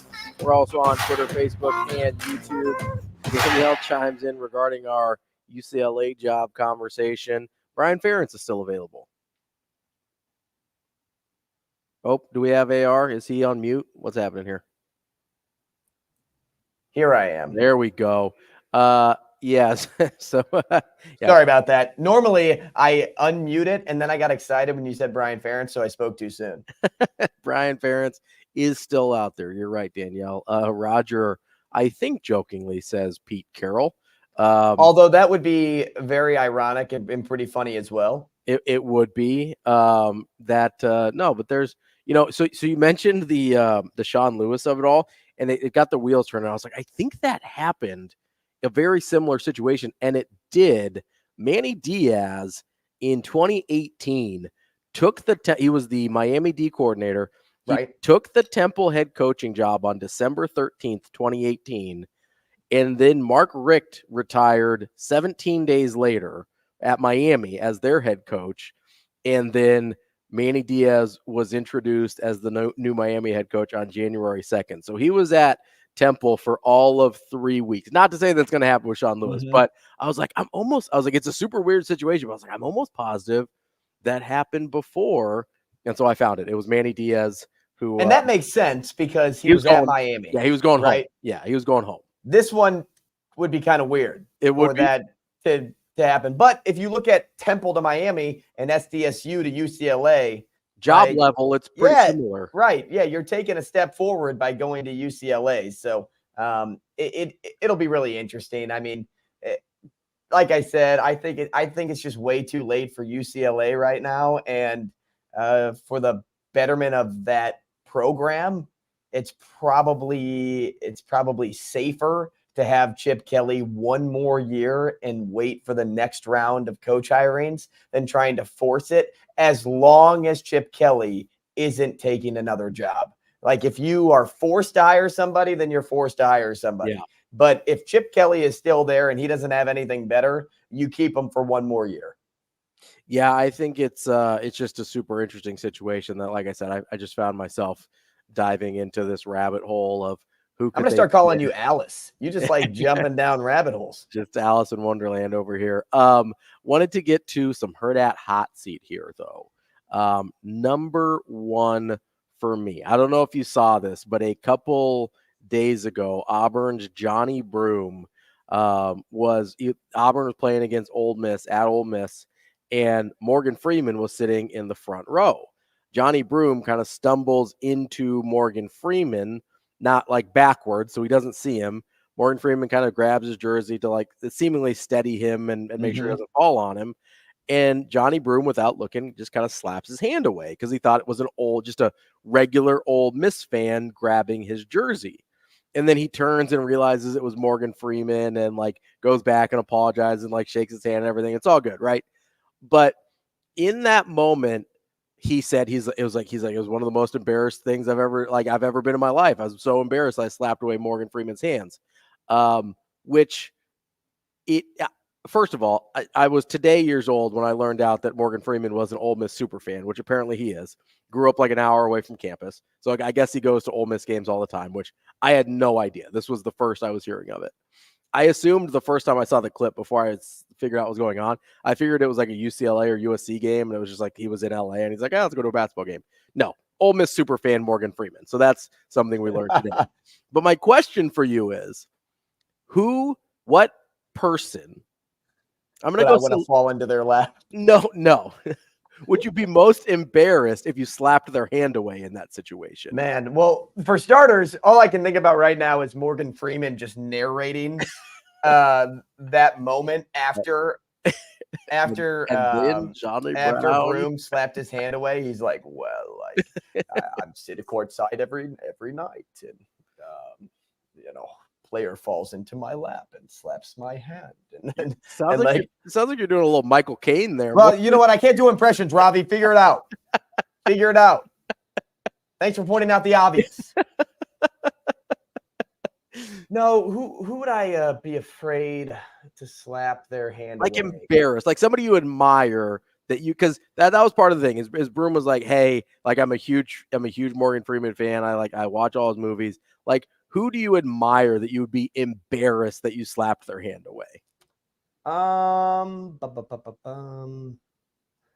know what? Probably Albert Pujols. Oh, that's a good one. So if Pujols was sitting courtside of my cornhole match and I found a way to trip over the board and fall into somebody's lap, and then I got mad and that somebody was trying to either because as you said, he's pulling his jersey. So to any normal player, it's like, get off of me. Yeah, I'm trying to some Ole Miss fan being a jerk. Right, trying to get away. And if I found out it was Albert Pujols, who was an icon for me growing up, was somebody that I looked up to, recreated, we're playing wiffle ball in the yard. We're doing the Albert Pujols stance. Like, if it was somebody like that, I would, I don't know. I feel like I'd call Ashley after the game and be like, you will not believe how stupid I am. That's a pretty good one. I did think of a couple. I was like, I'd probably be pretty embarrassed if it was like Pedro Martinez or David Ortiz. Those are kind of my guys from being a Red Sox fan growing up, and the kind of the guys that I like the most. I was trying to think of like an actor. I couldn't really come up with an actor that I would be that embarrassed about. Denzel Washington, I would hate because he's my favorite actor. Yeah. So I wouldn't like that. TK says Tom Osborne. Yeah, that'd be a rough one to slap Tom Osborne's hand away here in the great state of Nebraska. That'd be a tough look. Especially if he had a beer in his hand. Well, I don't think you have to worry. You wouldn't want that. Don't think you have to worry about that, especially not if you're at a Nebraska game. I'm trying to think. I was trying to think of an actor, and I don't know that I have one that I'm sort of like weirdly obsessed with, or that what about your boy? His name. Hold on. Carry the two. Good radio. What about Jason Sudeikis, your boy Ted Lasso? Ooh, I would be. I would be. I don't know if I'd be embarrassed. I think it was really funny if I was. You're playing cornhole. I'm playing in a pickleball tournament, probably. And I stumble into the crowd, and Jason Sudeikis grabs me, and I slap his hand away. I'd probably just be like, "Oh, sorry, Coach Lasso, my bad." What about like The Rock? I feel like I'd be embarrassed if I did that to The Rock. I did think about The Rock, but I feel like he would take it so well that like it wouldn't be that big. Like he'd laugh it off. I don't know that it would be that big of a deal. I feel like it kind of has to be somebody older, right? Because that's part of like you have so much respect for Morgan Freeman because it's freaking Morgan Freeman, right? Like Robert De Niro, maybe. Ooh, De Niro's a good one. Man, I was trying to think. Oh, I got it. You got it? Tom Hanks. Oh, that would be embarrassing. It'd be embarrassing to slap away Tom because he's so nice. He is so nice. He's so nice. I'd be like, oh my God, Forrest, I'm so sorry. Forrest. You just start naming every character. Wilson. I probably would just scream Wilson as I ran back down the court.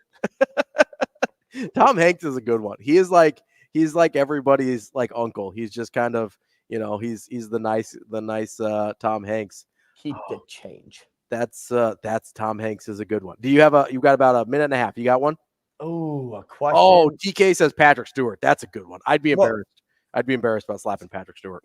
Man, I don't know if I want to rush this, but I can carry it over. I can set this up and we will carry it over. What is an inspiring quote or mantra that you live by? Oh, that's a tough one. Man, this isn't it. But first thing that popped into my mind was, if we die, we die. This isn't it, but it's finger licking good. Like that's what I thought you were gonna say. But Matt Rule makes more sense. The amount of times that I think of the "if we die, we die" speech just randomly throughout the day, it's pretty aggressive. It's not Chernobyl levels yet in terms of living rent free in my head. What's Chernobyl? Just a mini series. That's more. Yeah, that's right.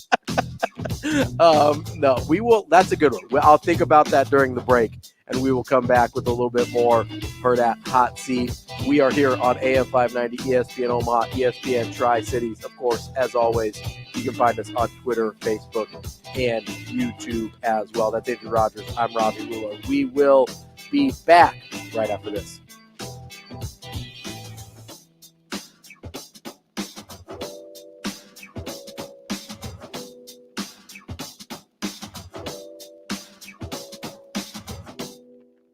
We'll be right back in 4 minutes.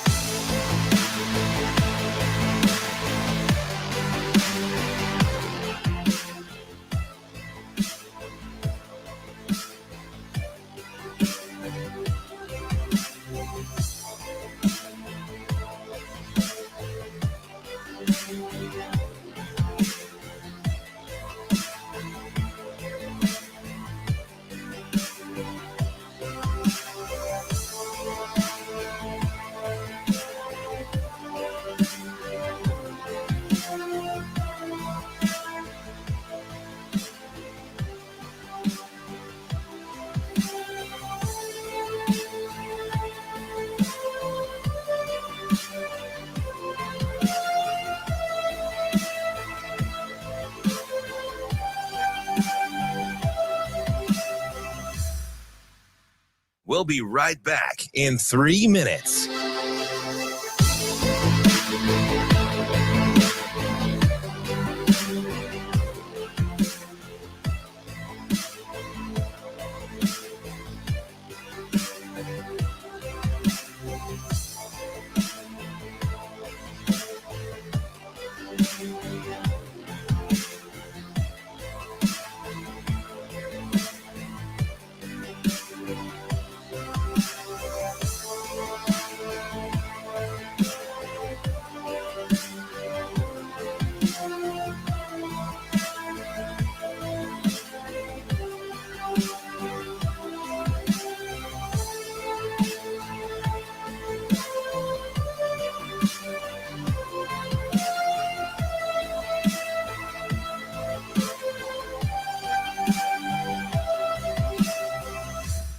We'll be right back in 2 minutes.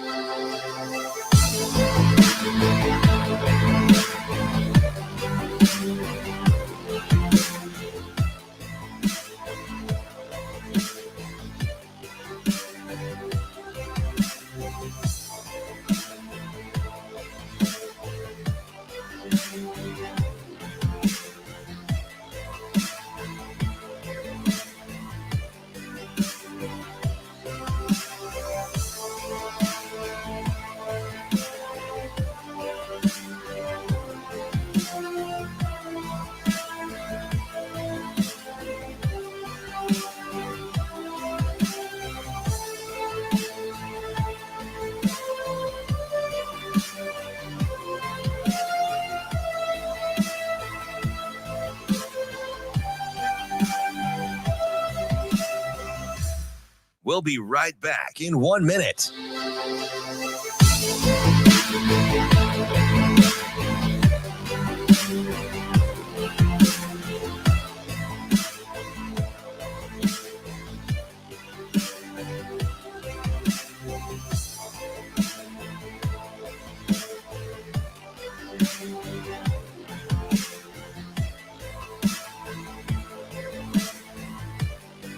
We'll be right back in 30 seconds.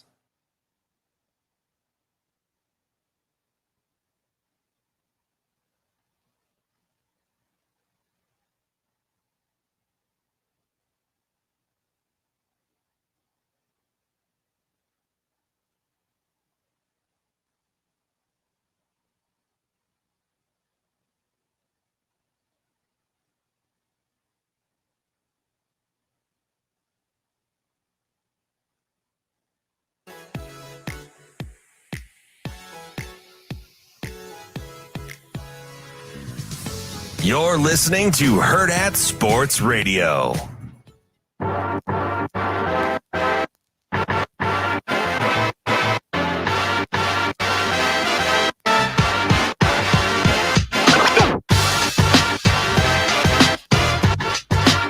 Welcome back. Wrapping up our number 2 here on Hurrdat Sports Radio on AM 590 ESPN Omaha, ESPN Tri-Cities. We are also on Twitter, Facebook, and YouTube. We are in section number 2 of Hurrdat Hot Seat here.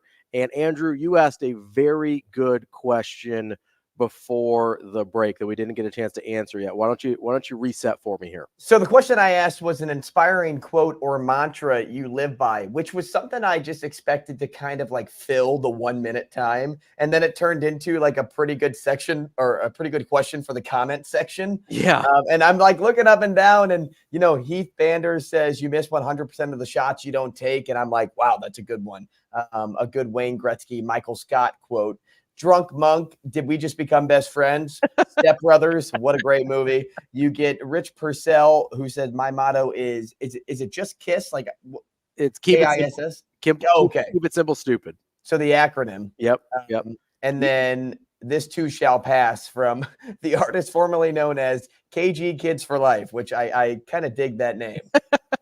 Yeah, we got some good responses there. I have several that kind of popped into my mind. I'm curious, do you have like one that you landed on? So one that I live by, and it's on my website, my broadcasting website, is things turn out best for those who make the best of the way things turn out. It seems like a mouthful, but it's essentially like keeping a positive attitude. If you keep a positive attitude about all situations, in the end, you will get over the hump.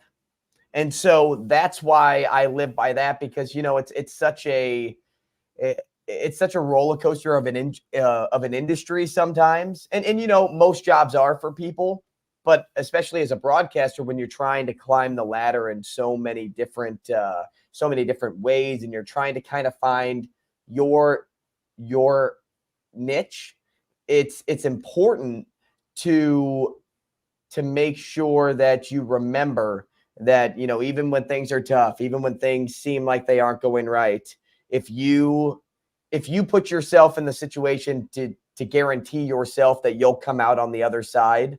That is something that it just sticks with me. And did I say it was a Jack Buck quote?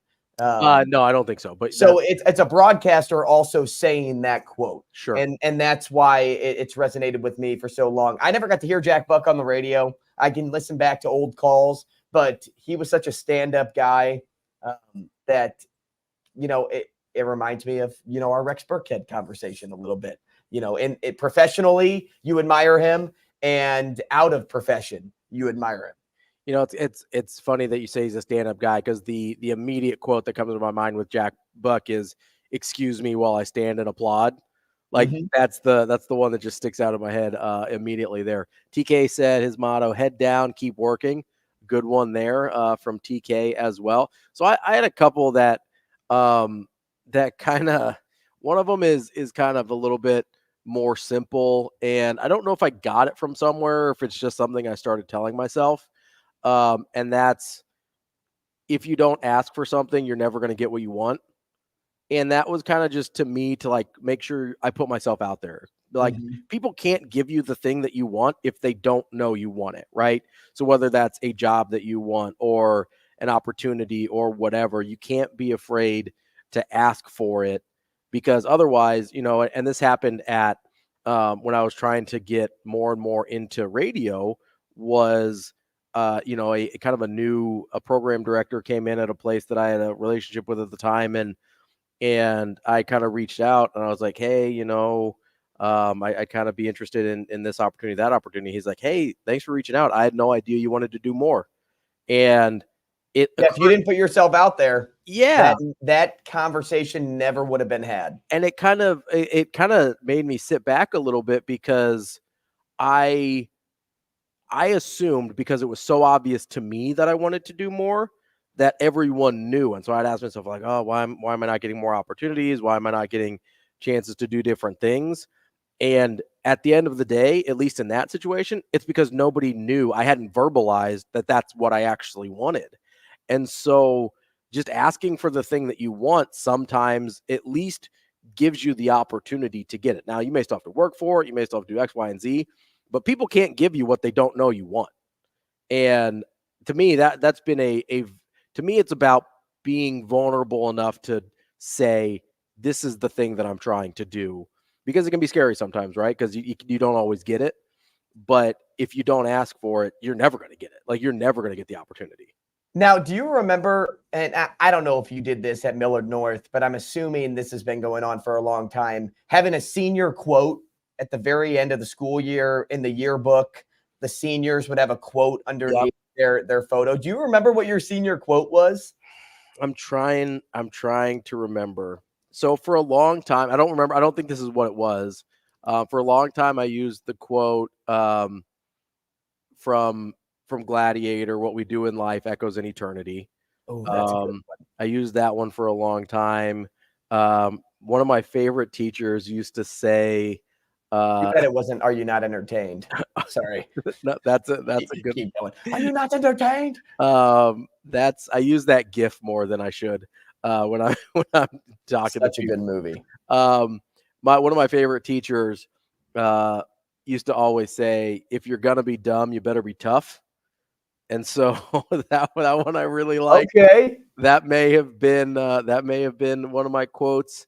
I don't remember what my specific one for senior year, but those in that time of my life, those were two that I was. That second one, your teacher one, worked out for Frank Gore pretty well. He was pretty tough. I think he got a 6 on the Wonderlic, or maybe it was a 4, something like that. Well, it wasn't the lowest, because Vince Young has the lowest of all. Right. Also worked out for him. Now, maybe Vince also just knew that he was going to be fine either way. Yeah, I don't know how much, I don't know how much effort all those guys put into those. But I'll tell you though, Ryan Fitzpatrick tried hard. He did. Well, he's the Harvard guy. He's a tryhard. He had to. My senior quote was when TJ Oshie, I know I brought up this moment before on the show, when he won the shootout for the U.S. in Sochi, they asked him, like, what does it feel like to be a hero? And because he was like the hero of that moment for the U.S. And his comment back was, the American heroes are wearing camo. That's not me. And I thought, wow, what a moving thing to say in that moment when you are essentially crowned the hero of United States of America, and you don't make it about yourself. He made it about the real heroes fighting overseas to keep our freedom. I thought that was an incredible line. So that's why I made that my quote, my senior quote at the time. All right, we're going to totally change gears here because that question was too serious. We got to do something stupid now. Yeah. Yep. All right. I'll just say something. Normally that comes out as stupid. Would you rather always be out of toilet paper every time you went to the bathroom? I want the latter. Always out of, well, wait for it. Or once a month, you have an accident. You pee your pants. Okay. And at least half the time it's in public. Well, I would just pull my Billy Madison quote out. Like, it's cool to pee your pants. All the cool kids are doing it today. And I think I could make peeing your pants cool again. Yeah, I think I could. You're going to be Miles Davis over here? Yeah, I really think I could. Now, my question to you is, you say I'm out of toilet paper. Yeah. I like to use wipes, like not just like baby wipes, but dude wipes. Mm-hmm. That counts. That counts as toilet paper. So that counts as in the TP category? Yep. Yeah. No, I'm making pee in your pants cool again. So let's say you've got toilet paper in the house, but you have to like waddle to go find it. You got to do like the scoop. Oh man, I hate the crab walk. I think that's what it is. Well, I guess you're not putting your hands on all fours, but essentially like you're doing the squat walk. Yeah, you're kind of doing the shuffle. You're doing the shuffle. How far do I have to walk for the TP? Like, do I have to go up a flight of stairs? Let's say yes for this. Man, that sounds miserable. Every time you go to the bathroom. Yeah, dude, I'm peeing my pants in public.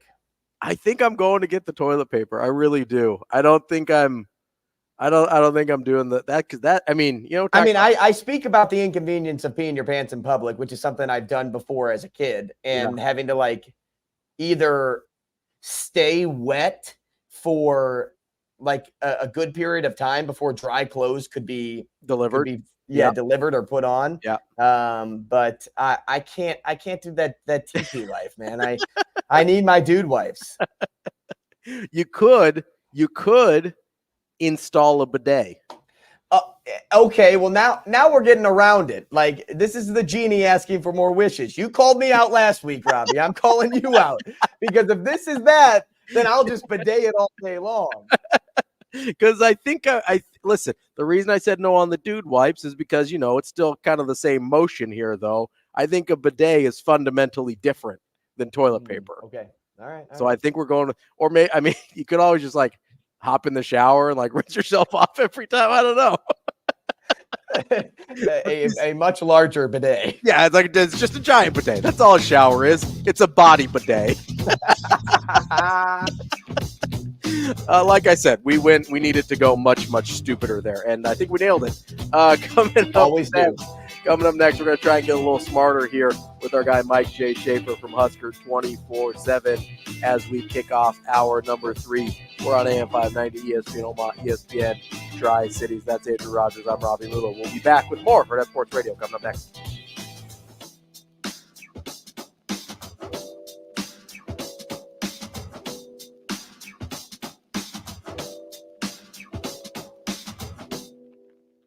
We'll be right back in 4 minutes.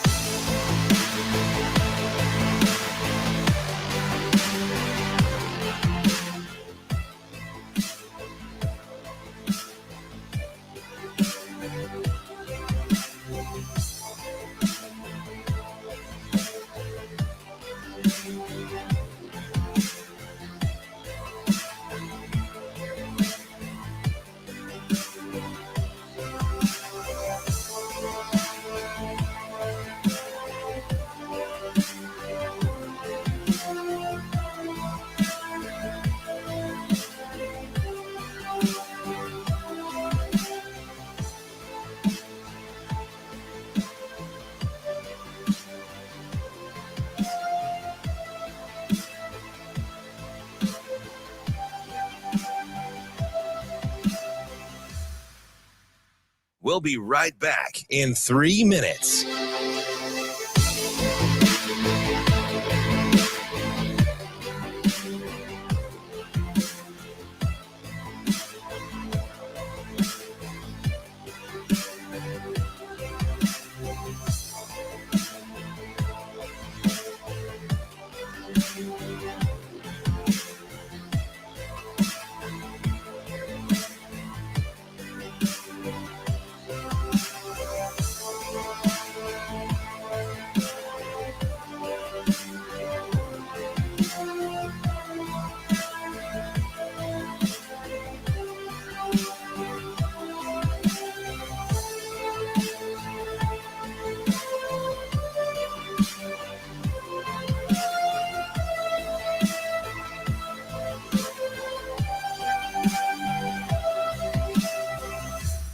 We'll be right back in 2 minutes.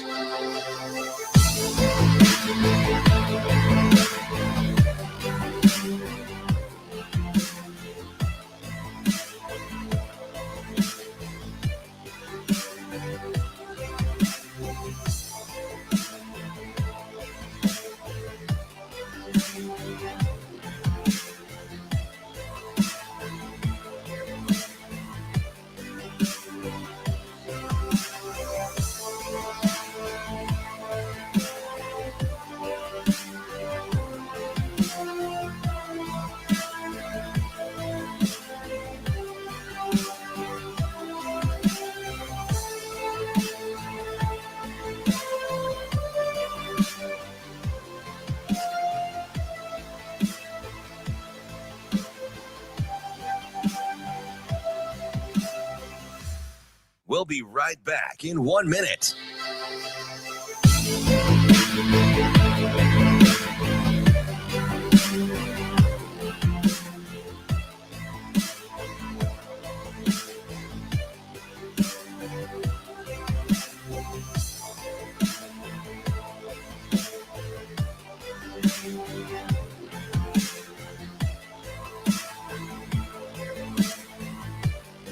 We'll be right back in 30 seconds.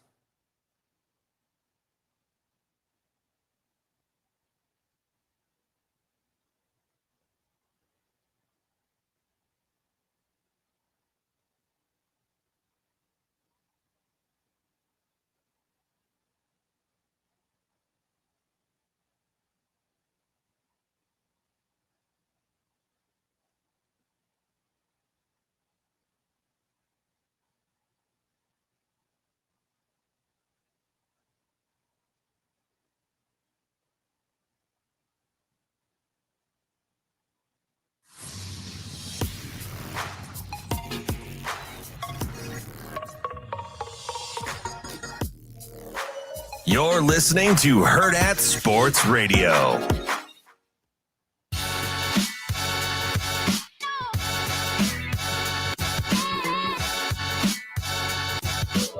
Welcome to Hurrdat Sports Radio. Kicking off hour number 3 here on Hurrdat Sports Radio, AM 590, ESPN Omaha, ESPN Tri-Cities, and KFOR in Lincoln for this third hour. We are brought to you by our friends at Warhorse Sportsbook and Casino. Reminder, those prop cards are out as of yesterday. You have until Saturday to get those in for the Warhorse Festival of Games $100,000 prop card challenge.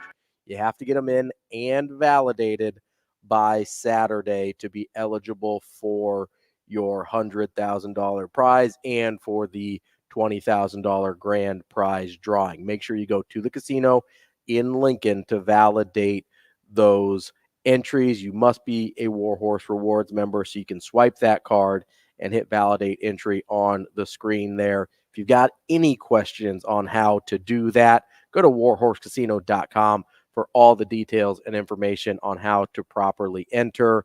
But you go 25 for 25 on that prop card and you're staring at possibly $100,000 in your pocket. So make sure you check out warhorsecasino.com to make sure you get all those details down. We are efforting Mike Schaefer here from Husker 24/7, should be joining us any minute now. It's kind of unusual, and I want to talk to Mike about this a little bit, but tomorrow's actually National Signing Day here for letters of intent and stuff like that, and it's a weird situation because Nebraska pretty much doesn't have much going on. Let's go to Mike Schaefer now, joining us on the Warhorse Sportsbook hotline and on the video stream. Schaefer, what's going on, buddy? Nebraska might not have a lot going on, but I have a lot going on. What do you got going on, Schaefer? I think I'm like 5 days away from being a dad for the first time, and that's only if the kid doesn't arrive in the next 5 days. And knowing how things tend to work for me, at some point, probably tomorrow, I'm going to get a frantic phone call. My wife will be at work. I'll have to go pick her up. It'll be a signing day miracle. And here we are. But yeah, you're signing a new member to your team. Yeah.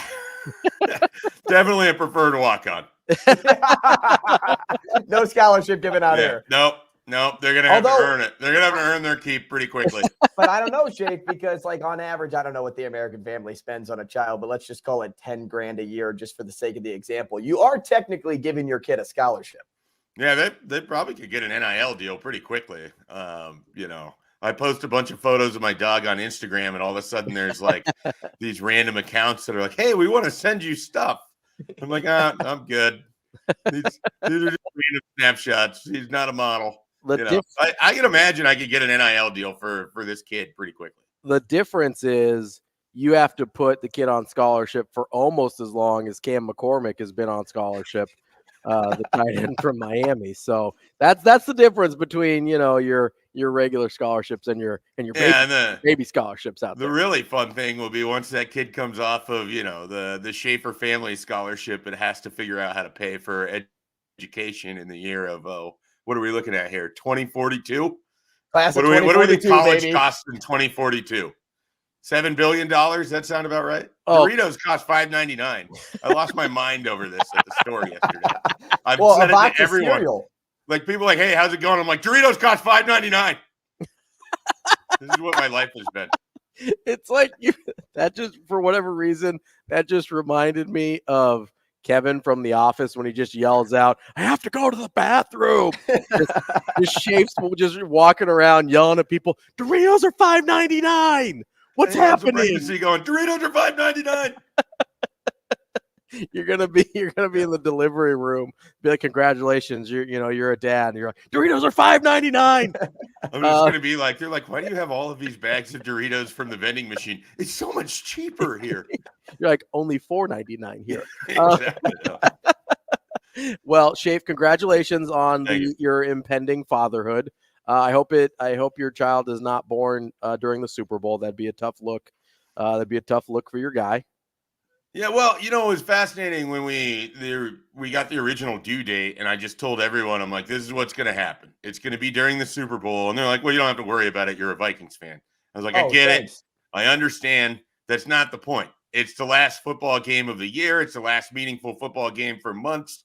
It matters to me, even if I hate both teams involved, even if I don't care who wins.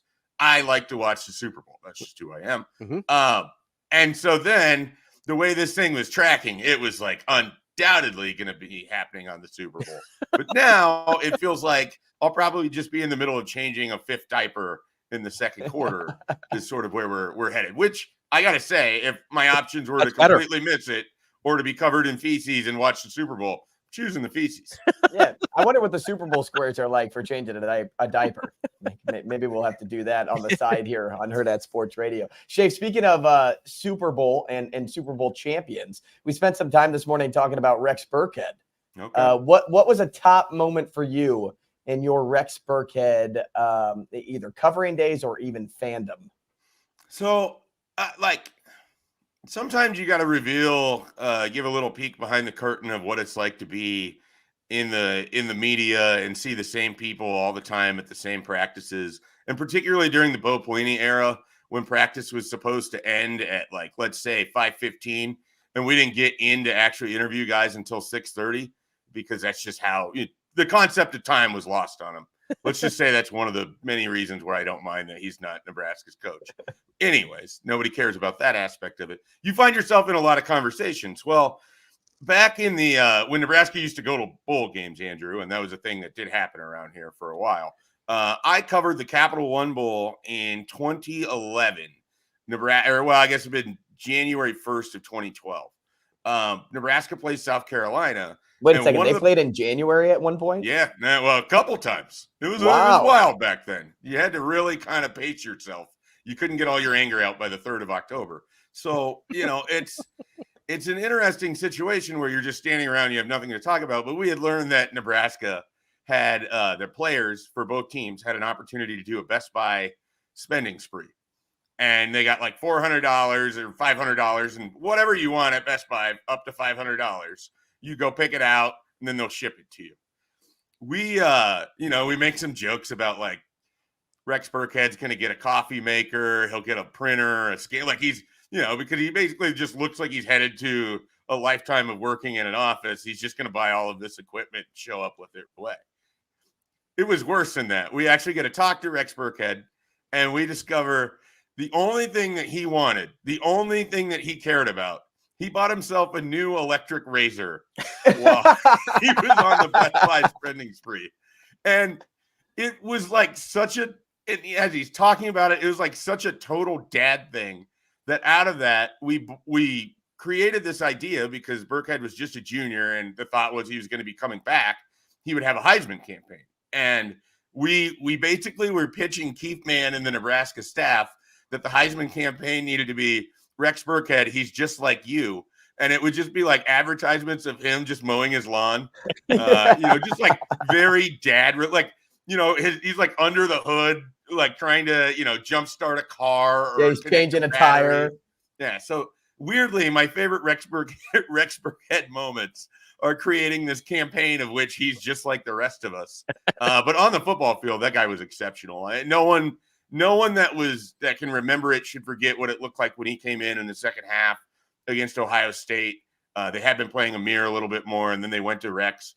He was phenomenal in 2011 in that second half, just getting every extra yard that they could have needed. The 2012 game against Iowa, where there was 80-mile-an-hour winds at Kinnick Stadium, and no one could really throw, no one could do anything. Just your traditional Nebraska-Iowa football game where offense looks like it was left outside the stadium. I think he had like 36 carries that day. I mean, they used him in a fashion that we don't see in college football a lot. People like me clamor for Nebraska to have a running back that you can just get 20 carries for, let alone a guy like Rex who could absolutely put it on his back. I mean, he was great in the 2012 or 2013, I guess, Capital One Bowl against Georgia. He was the best player for Nebraska that day. I mean, they didn't play particularly well, but he was really good. He's just one of those guys that, he was in that era of Roy Halou, Rex Burkhead, Amir Abdullah, and you just knew Nebraska was in good hands. You knew that football was in good hands. You didn't expect turnovers. You expected big plays from the running backs. I mean, he was just one of those really exceptional players. And you didn't know what his NFL career was going to be, but he's a perfect New England Patriot. Like, I know he started with the Bengals, but it really felt like the Patriots is where he kind of earned any cachet. And it was because he could play special teams. He could do all the little things that, a guy like Bill Belichick would absolutely love. And I just have the utmost respect for how that guy grinded out an NFL career that I don't think a lot of people expected. We're talking with Mike Schaefer from Husker 24/7. All right, let's go from past Huskers to future Huskers. I know Matt Rule's supposed to have a press conference tomorrow because, it is National Signing Day. But what's he going to talk about? I mean, we pretty much know who's coming already, right? Is there any names on the horizon, even walk-ons that you're kind of looking at that might get announced tomorrow? Well, I think there's two names to keep an eye on that are sort of in the NIL scholarship or true scholarship level. Keanu Wilhite over the weekend, he looked very heavy to UCLA, and I'm talking about a defensive lineman out of Arizona that had previously signed with Washington. Kalen DeBoer left. He was released from his NLI. That is always confusing. And so he's released from his national letter of intent, which allows him to be re-recruited. Nebraska had offered him before. hadn't really like built the relationship at that point, but they dive back into this thing with Terrence Knighton, and immediately they're in the mix. They get an official visit. He's here for a few days. The family loves it. The family loves Matt Rule. I mean, his dad, I should have the quote ready to go. His dad had like one of the better Matt Rule quotes that you're going to have from a parent or a player that, if you're Nebraska, you're just working that into literature for parents going forward. And they had this great visit, but the connection to UCLA was really strong. And then everything with Chip Kelly started coming out. And this is a guy that already left Washington because he wasn't going to have Kalen DeBoer. So then I think it became, I want to go somewhere where I know the coach is going to be. Matt Rule and Jonathan Smith, he was also considering Michigan State. Those are the two guys that are going to be around for at least a little while, or you expect they're going to be. So it made sense for Nebraska to come back in again and be like, look, here's our pitch. You know who we are. You know where we're going to be. And I think ultimately that's going to win out for them on Wednesday. And then a name that popped up for us last night because he was released from, or not released, but he ended up decommitting from Wisconsin. I don't think he gets signed there. Kamir Prescott, a safety from Philadelphia, is a guy that could end up as a NIL assisted scholarship player. And he was someone Nebraska had out for the spring game. He's another one of those Philadelphia connections that they seem to have a lot of. And he's a guy, I think, looking for a home. And Nebraska, I think, is always going to be in the market with these NIL scholarship type guys. If it looks like he can play, if it looks like he can develop, and it's not really going to cost you anything that you can't afford, it's worth taking a shot on him. And if he goes into the portal after a year, you're not really out of anything. Like that's kind of the critical factor of some of this, where you take a shot, you manage your roster as well as you can. And if a guy like that decides after 1 year, you know what, he wants to go back closer to home, he wants to do this, he wants to do that, great. If he turns out to be pretty good, great. Like it's almost, I wouldn't say a win-win, but it's really a no-lose situation for Nebraska with these NIL-assisted scholarships. Schaefer, we spent some time this morning, too, talking about what this team looks like in the spring and what sort of attrition we can maybe expect from certain position groups and specifically the offensive line. And I'm curious, in your mind, do you see a lot of attrition happening at that position? And if so, who are some names to kind of watch out for that if they don't have a starting role next season, that you could see them leave? I think there could be some offensive line attrition. I mean, I think the two groups where you feel like guys probably have to leave because the numbers are too high are the offensive line, like you mentioned, and then defensive back. And I don't know. I'm never like, because it's like, I don't want to sit here and just make guesses that so-and-so is going to leave because I don't know. Mm-hmm. And well, maybe do this instead. Maybe like try to map out who you think the starting lineup or what that looks like. Because a big point of that conversation was, should Justin Evans-Jenkins be the starter, or could you imagine Turner Corcoran starting at a spot instead and JEJ is next man up? I think if it was me, I would love to see what a Teddy Prohaska, Turner Corcoran, Ben Scott, Micah Mazuka, Bryce Benhart lineup looks like. That's a lot of career starts. It's a lot of guys that have played a lot of football. I want to see Turner Corcoran as guard. I've gone on every radio show that ever has me on, and I talk about how Turner Corcoran has been playing out of position for years, and what happens every single spring. Turner Corcoran stays at a tackle position. I think he's a good player. I think there's a reason that he was a top 50 player in the country. I think just like Bryce Benhart, people are so ready to give up on him that it's unfair because these guys have been put and asked to do things that just simply weren't in their toolbox or the offense wasn't set up to do. I would love to see Turner Corcoran at that guard spot. Now, the other end of this is I would love to see Turner Corcoran healthy. That really hasn't been a case for several years now. So if he can stay healthy, if he can compete this spring, if he gets an opportunity at left guard, assuming that Micah Mazuka just stays at right guard where he played for Florida, that's a really interesting offensive line to me. And I don't think that has to be a bad thing for Justin Evans-Jenkins, because I just said Turner Corcoran hasn't been able to stay healthy. Like, if you are the 6th or the 7th guy on this offensive line, you're kind of minted. Like, you're in a good spot here, because very rarely do 5 offensive linemen just stay completely healthy. The one sort of thought that I have is I don't know what's going to happen at tackle necessarily. Like, if they have to have a tackle, I guess Gunnar Katula is still probably your backup left tackle. I don't know who your backup right tackle is necessarily. It could be Corcoran himself. So he might end up being really valuable as a swing guy. If you do have that injury, like let's say something happens to Benhart or whoever, Corcoran ends up at right tackle and Justin Evans-Jenkins ends up at left guard. So I could definitely see a scenario where guys are unhappy with what their role might be after the spring. But I really do think Nebraska sells it. If you're in the top 7, you're going to be really valuable to us throughout the year. So give us a chance. Don't get too upset. Don't go away. And then they have a lot of like freshmen. And some of these freshmen are basically going to have to figure out, I got to get going here because they're recruiting past you. I mean, there's some guys they brought in the last 2 classes that they're expecting to play pretty early in their careers. And they got a veteran group that's going to be leaving after this year. So I think it's a big spring. If you were a freshman last year who maybe didn't do much, you're probably going to want to put some good tape out there this spring. We're talking with Mike Schaefer of Husker 24/7. Schaefer, is there any part of you that misses when there was just the one signing day? And no,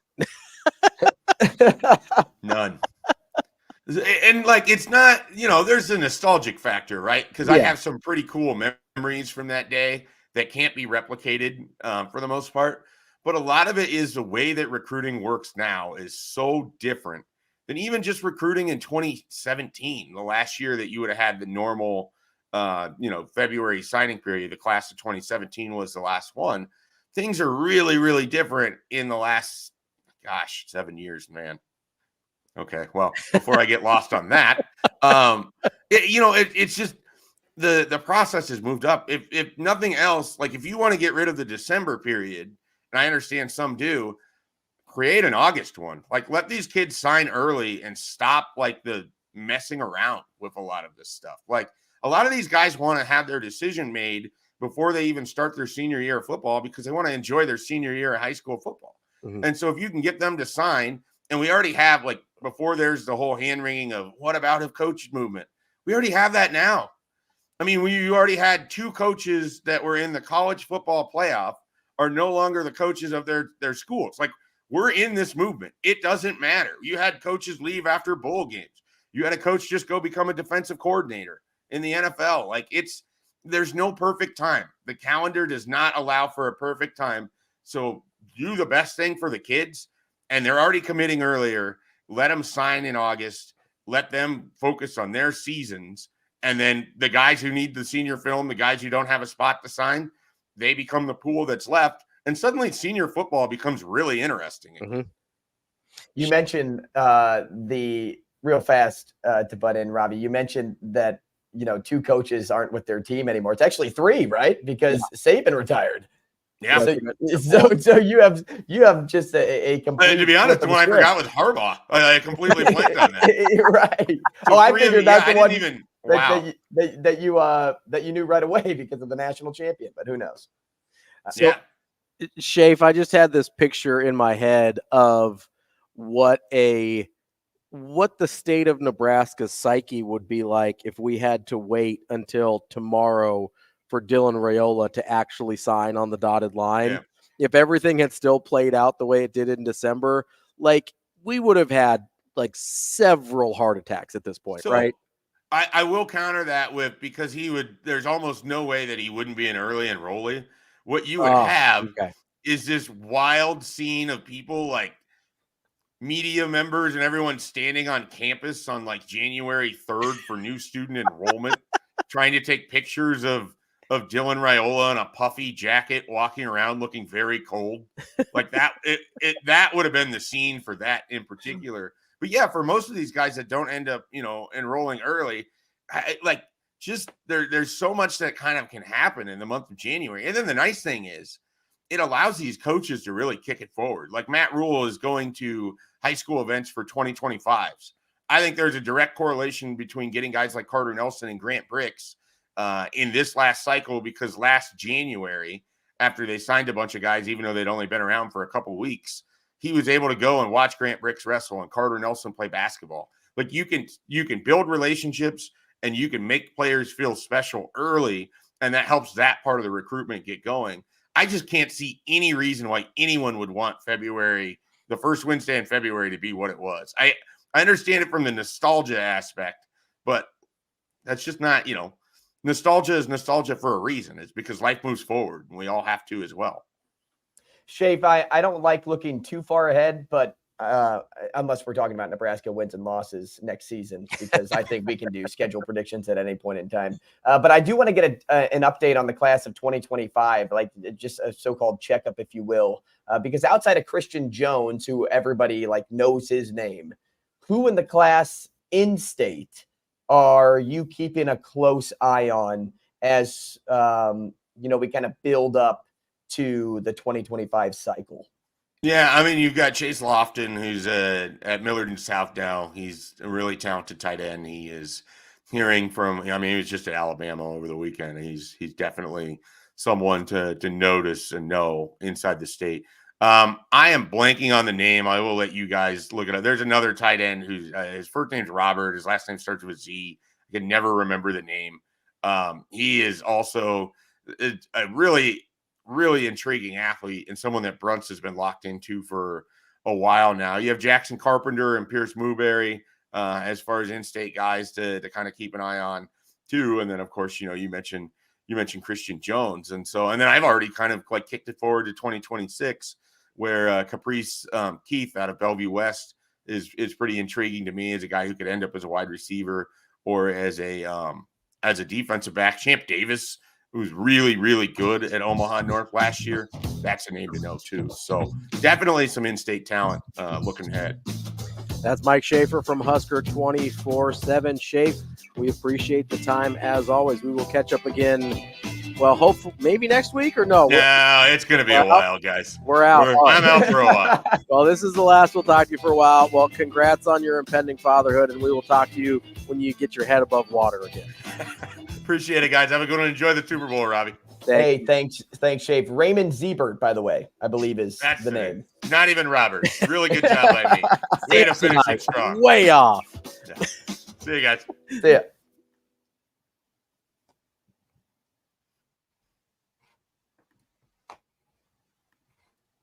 We'll be right back in 4 minutes.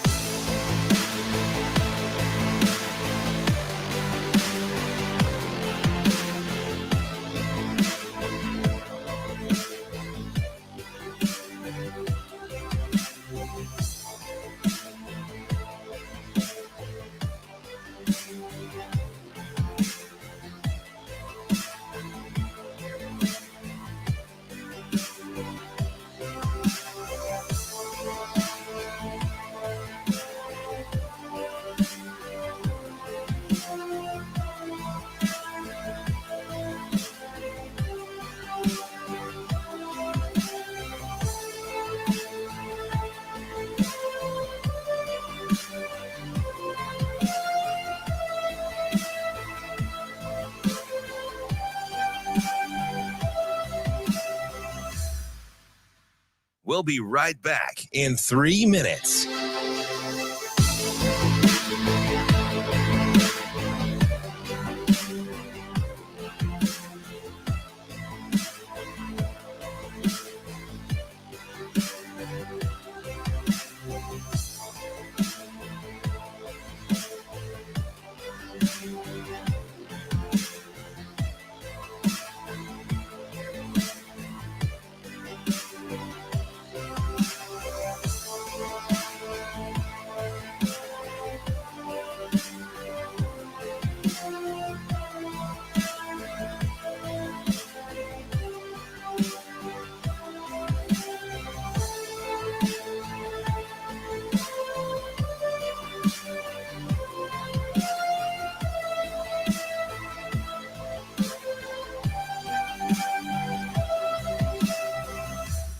We'll be right back in 2 minutes.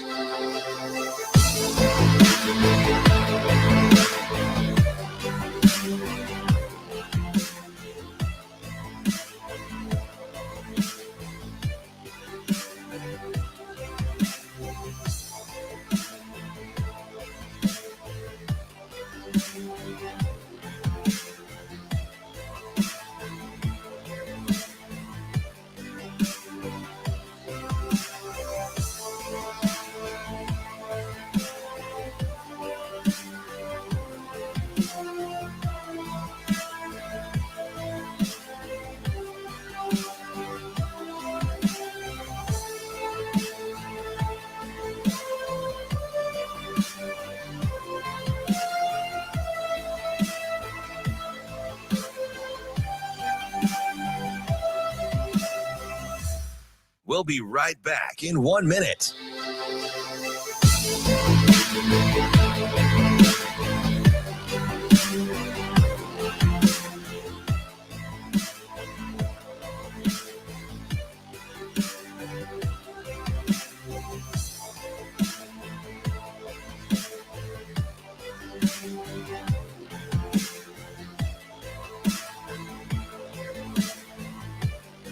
We'll be right back in 30 seconds.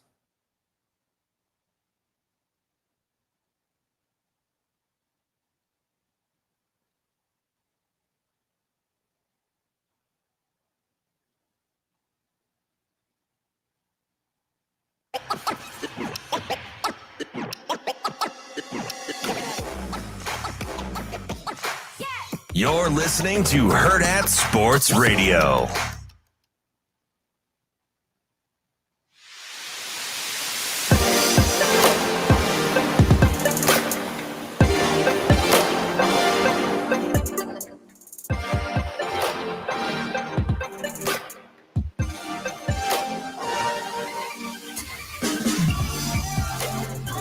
Welcome back to Hurrdat Sports Radio here on AM 590, ESPN Omaha, ESPN Tri-Cities, and KFOR in Lincoln. We're live on Twitter, Facebook, and YouTube. And I want to remind you about our friends at the Omaha Supernova. They get back on the court tomorrow night at CHI Health Center. You've got another opportunity to go out and see your professional volleyball franchise right here in Omaha, the Omaha Supernovas. They are playing Vegas tomorrow, trying to get their second win of the season after knocking off the San Diego Mojo on Saturday and topping 11,000 in attendance for the second straight match. Hey, let's keep that rolling. I want tens of thousands. Make sure we keep that 5-digit streak going with the Omaha Supernovas. Make sure you go to supernovas.com to get your tickets for tomorrow night's match against Vegas. That's Omaha Supernovas. Go to supernovas.com. Full schedule. They got merch. We saw our girl Anna Bellinghausen yesterday was wearing one of those sweet hoodies. Make sure you go check everything out at supernovas.com. Yeah, how did we get one of those? I know. Anna got the hookup. We might have to have a discussion with our friend Jeff here, see if we can make something happen. But no, we are super excited. We are supernova excited. We are supernova excited about match number 3 coming up tomorrow night. Obviously, also super excited about a little game coming up on Sunday. I don't know if you're familiar with it. It's the Super Bowl. I don't know if you're familiar. Sorry, I'm checking my watch. I need to rewrite my calendar. So check your calendar here because it does keep getting later and later every year. Mark my watch for 5 p.m. Watch Super Bowl. Okay, there you go. Put it in your calendar. Don't forget. And I was watching, some sports talking head shows or whatever, and on the television. You should only watch on YouTube and on the radio, like we are. That's where you want to be. But I was watching one of those shows because I like to see what they're talking about, and I like to see how they're covering the game. Speaking of which, coming up at 9:45, we are going to talk to Rohan Chakravarthi. He covers the 49ers for Niners Nation. So we'll start getting into our Super Bowl preview here as well. But they asked a question. I think it was on ESPN. I don't remember which show it was on. But they asked a question if Brock Purdy's success will change the way that evaluators look at quarterbacks at all. And I thought it was an interesting question because, first of all, quarterback is, as we know, a ridiculously hard position to evaluate coming from the college level to the NFL. Your chances of being a starter, even if you're drafted in the first round, is about 50-50 of being a long-term starter. And your chances of being a star is somewhere in the 25 to 30% range, depending on who you consider a star, right? So they're not hitting a great percentage there in terms of those draft picks at high levels for quarterbacks. And so I thought it was interesting because I'm always I'm always fascinated with the way quarterbacks are viewed. And, we've got this upcoming class where Caleb Williams has been kind of the number one guy for a long time. Some people are obsessed with Drake May. Jaden Daniels just made a move in, I think Mel Kiper's big board into that spot ahead of Drake May. And so you can see a bunch of different guys see the exact same stuff on tape and view it a million different ways, right? And so the Brock Purdy question kind of got me wondering, is there a way to kind of quantify the things he does well? And if you listen to what the 49ers say, the stuff that he does well is that he processes the game incredibly quickly. And that's something that's got to be darn near impossible to evaluate in terms of, okay, he processes the college game really well. What's that going to look like when he gets to the NFL, right? Everything's faster. Everybody's bigger. Everything moves quicker. I am really curious your thoughts, if there's any implications of when we see different guys be successful, right?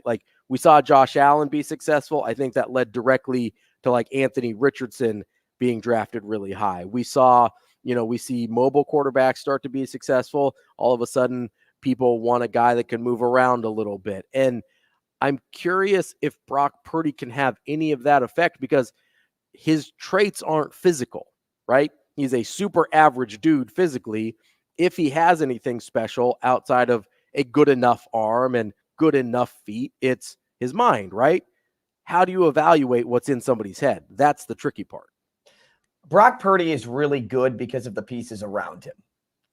And that's kind of how I look at his processing speed, because he can have great processing speed because the players around him open things up for him so that it makes him look better or much better than he actually looks on paper, if that makes sense. Purdy is an interesting story because he had to kind of pave his own path. Iowa State, he didn't have the craziest guys around him, but he had some really good weapons that made playing in the Big 12 easier than it would, say, playing at a school like, we'll just toss in Kansas at the time. Kansas got a lot better with the right coach, but that also in turn led to good pieces around guys like Jalen Daniels and Jason Bean to make them look better than they probably look on paper. So I think it's a lot of things that need to be factored in terms of how to evaluate your quarterback. It's how to evaluate your team first and the people that you have surrounding that quarterback. And then two, you can then look at the strengths and weaknesses of a guy and say, will he be a good fit around this head coach? Because we talk about the Bryce Young example all the time. Bryce Young on paper looks fantastic. He pops off the chart. But if you don't surround a guy with good weapons, good pieces, he's not going to be successful. And he won't find success in the league. What makes Purdy so good is he fell into the best position. And, I know I've said Purdy is Jimmy G maybe on steroids, and that's because of his mobility. And I still believe that. But I think situationally, Purdy is just in the best spot to succeed. And you look at, other guys you brought up. Josh Allen had some really nice pieces around him. Mm-hmm. Yes, he also has, the attributes to pop off the page in terms of, wow, I mean, this dude is absolutely jacked. He's huge. But then you look at Mahomes, who is just a different being, but he also had Tyreek Hill and Travis Kelce for the majority of his career. So he's able to get that confidence so early. And that's what I wonder about with Purdy versus Bryce Young, for example, because we're looking at the number 1 overall pick and the last pick in a draft. Mm-hmm. The last pick in the draft has so many pieces. He has so much confidence brewing right now that it's kind of hard to imagine that, he won't be successful. But you can also see his rookie flaws sometimes where he tries to force a throw or he makes a poor decision. And it's just like, well, that's why you're the 7th or you're a 7th round pick for a throw like that. Meanwhile, you have Bryce Young who has nobody to throw to, and that line can't give him time at all. And it's like, man, is Bryce Young going to pan out in the league? Because if he is, it's going to take a lot of time for Carolina to turn that engine or at least replace that engine, I guess I should say, because there's nobody there. There's absolutely no one. So in terms of evaluation, I think it starts with evaluating what your team has first, and then just finding a quarterback that can kind of just slot in. I don't think the quarterback is that crazy of we need this guy, like the Bears, right? We need Caleb Williams. Mm-hmm. Maybe they do, because that's what they're missing right now. They feel like they have good ownership. They feel like they have good pieces, and maybe it's just Justin Fields not working out. It's $1 million question. I don't think it's an easy one to answer either. No, if it was a question that we could answer, we would both be making a lot more money at different jobs, right? Like if we had cracked the QB evaluation code. But you hit on a couple interesting things there that I wanted to talk about. Number one, the situation that makes evaluating Brock Purdy so hard because of all the weapons that he has around him, I think is the exact same thing that made evaluating a guy like Bryce Young so hard in college because of all the weapons he had. And even CJ Stroud, who had an incredible receiving core in college, right? Alabama and Ohio State have had some of the best receiving cores in the last couple years, or in the past several years. And both of those guys came out of situations where you're like, yeah, I think this guy's good. He also had way better weapons than everybody else. And you're in the exact same situation, which, okay, I think maybe Brock Purdy has some strengths in these areas, but it's also really hard to separate him from the talent around him. The other thing you touched on that I think is really interesting, and I think it's something I've harped on for a while that I don't think people appreciate enough, is I don't know how many guys, regardless of their talent, can succeed in bad situations, because there are some dudes that I am convinced I look at and I go, man, he's got everything. If he had gotten into a better situation, he probably could have been successful. Now, are we talking all-pro, Hall of Famer? Maybe not. But you're talking about guys that kind of get washed out of the league, or they end up being career backups or whatever because they never got in the right situation. Like if Lamar Jackson ends up in the wrong situation where they don't tailor the offense around him, what are we talking about with Lamar Jackson? Mm-hmm. If Josh Allen ends up in a situation that's not the ideal fit for him, what are we talking about with Josh Allen? If Patrick Mahomes doesn't end up with Andy Reid, what are we talking about with Patrick Mahomes? Like, there's so many of these guys that we consider all-time greats, no-brainers, that if you look at the situation they went into, you're like, that was pretty good. That was pretty good. Who I think is going to be pretty good up next is our friend Rohan Chakravarthi. He is a Niners reporter for Niners Nation. We will talk to him coming up next.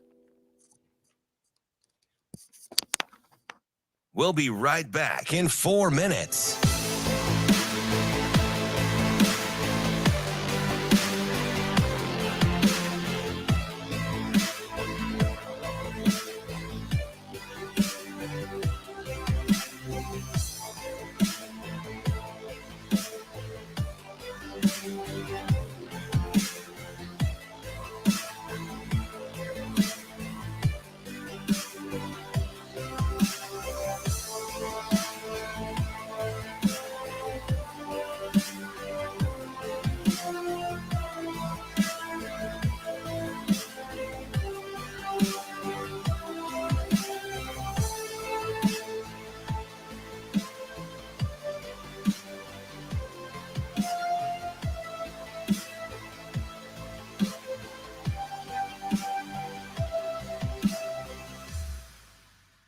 We'll be right back in 3 minutes.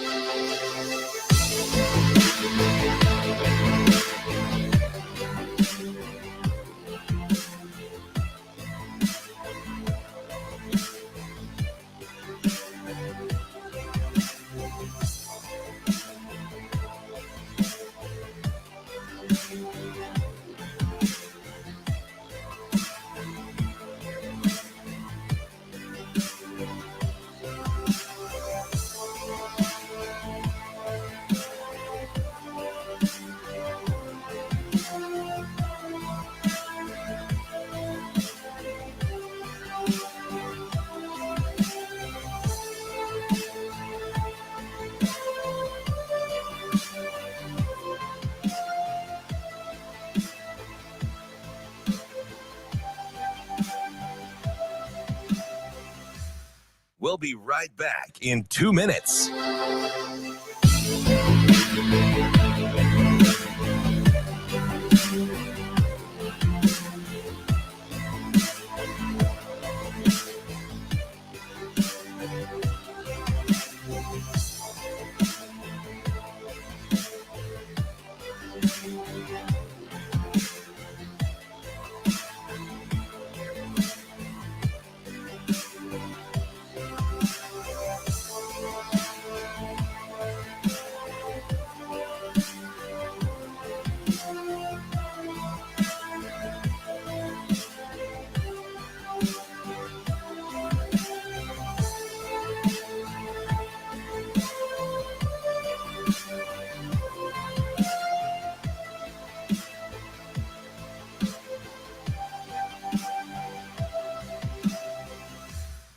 We'll be right back in 1 minute.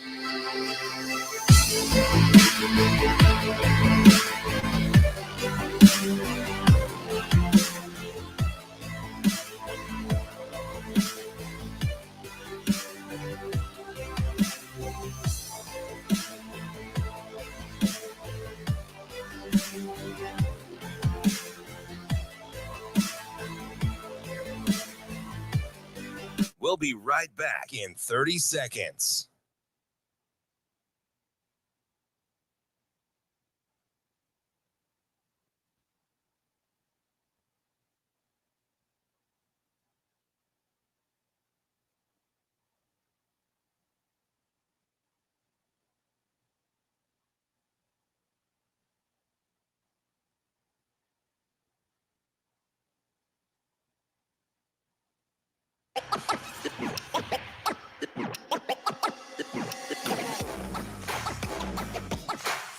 You're listening to Hurrdat Sports Radio.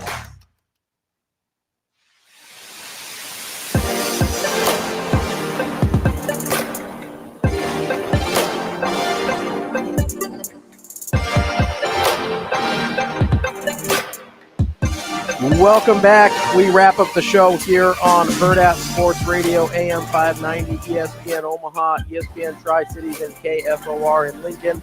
A reminder, if you're listening to us, if you're about to get in your car to get to work, remember, using your seatbelt saves lives and prevents injuries, but only if it is worn properly. Make it click. This message from the NDOT Highway Safety Office.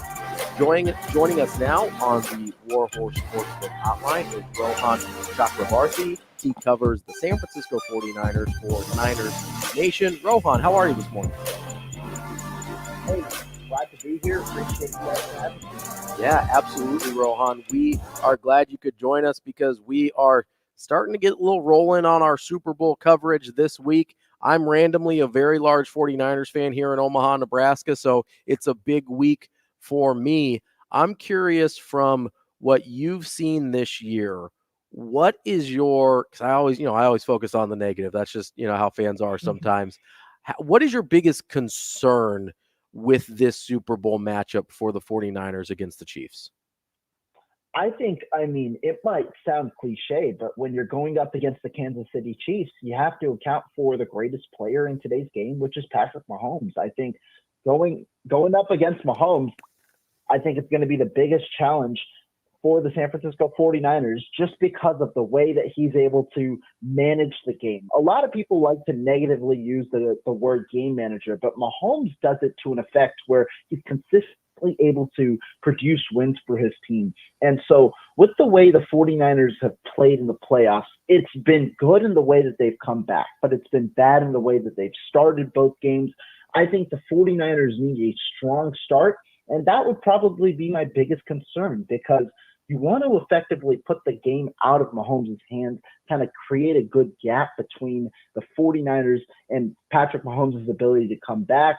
I think that if you allow Patrick Mahomes to kind of remain in the game, his game manager skills are going to allow the Chiefs to potentially come on top and win yet another Super Bowl. Rohan, I thought you were going to say Christian McCaffrey, not Patrick Mahomes. I mean, come on. Like that's who we're talking about in this game, right? I'm still an advocate on him to win the MVP, but I can't guarantee anything anymore because of that quarterback award. But I will say you made a good point of starting fast. And, my question for you is this. What's different outside of, what you want to see is starting fast? What's different this time for the 49ers from their appearance 4 years ago against the Chiefs? What makes you believe this team is set up better than that one? Yeah, I think a lot is different. I mean, first of all, if you look at the two rosters, 15 of San Francisco's 22 starters have changed. For Kansas City, the number jumps all the way to 19. The only three holdovers as starters from that team are Patrick Mahomes, Travis Kelce, and Chris Jones. I mean, you do have contributors like Mecole Hardman, and different guys who were on that team as well. But there's a ton of turnover. And I think the difference is the 49ers have consistently been able to build a roster around a quarterback on a rookie contract. I think that's kind of been their key to last year, especially this past season, which has allowed them to bring in even more contributors, guys like defensive tackle Javon Hargrave, and continue to, build their team around Brock Purdy, who obviously is on one of the cheapest contracts in the NFL as a 7th-round pick. Meanwhile, the Chiefs have kind of had to adjust, understanding Patrick Mahomes is on a, max level contract at the quarterback position. And so that's kind of diminished some of their talent at different areas, while also having them kind of being forced to draft very well, which they've done to their credit. And so to me, I think the difference is, number one, the 49ers offense is more explosive with Brock Purdy and Christian McCaffrey at the helm. You have players like Brandon Ayuk, Deebo Samuel, George Kittle, and McCaffrey, who are all, either weren't on the team before or are much more developed at this point in their career.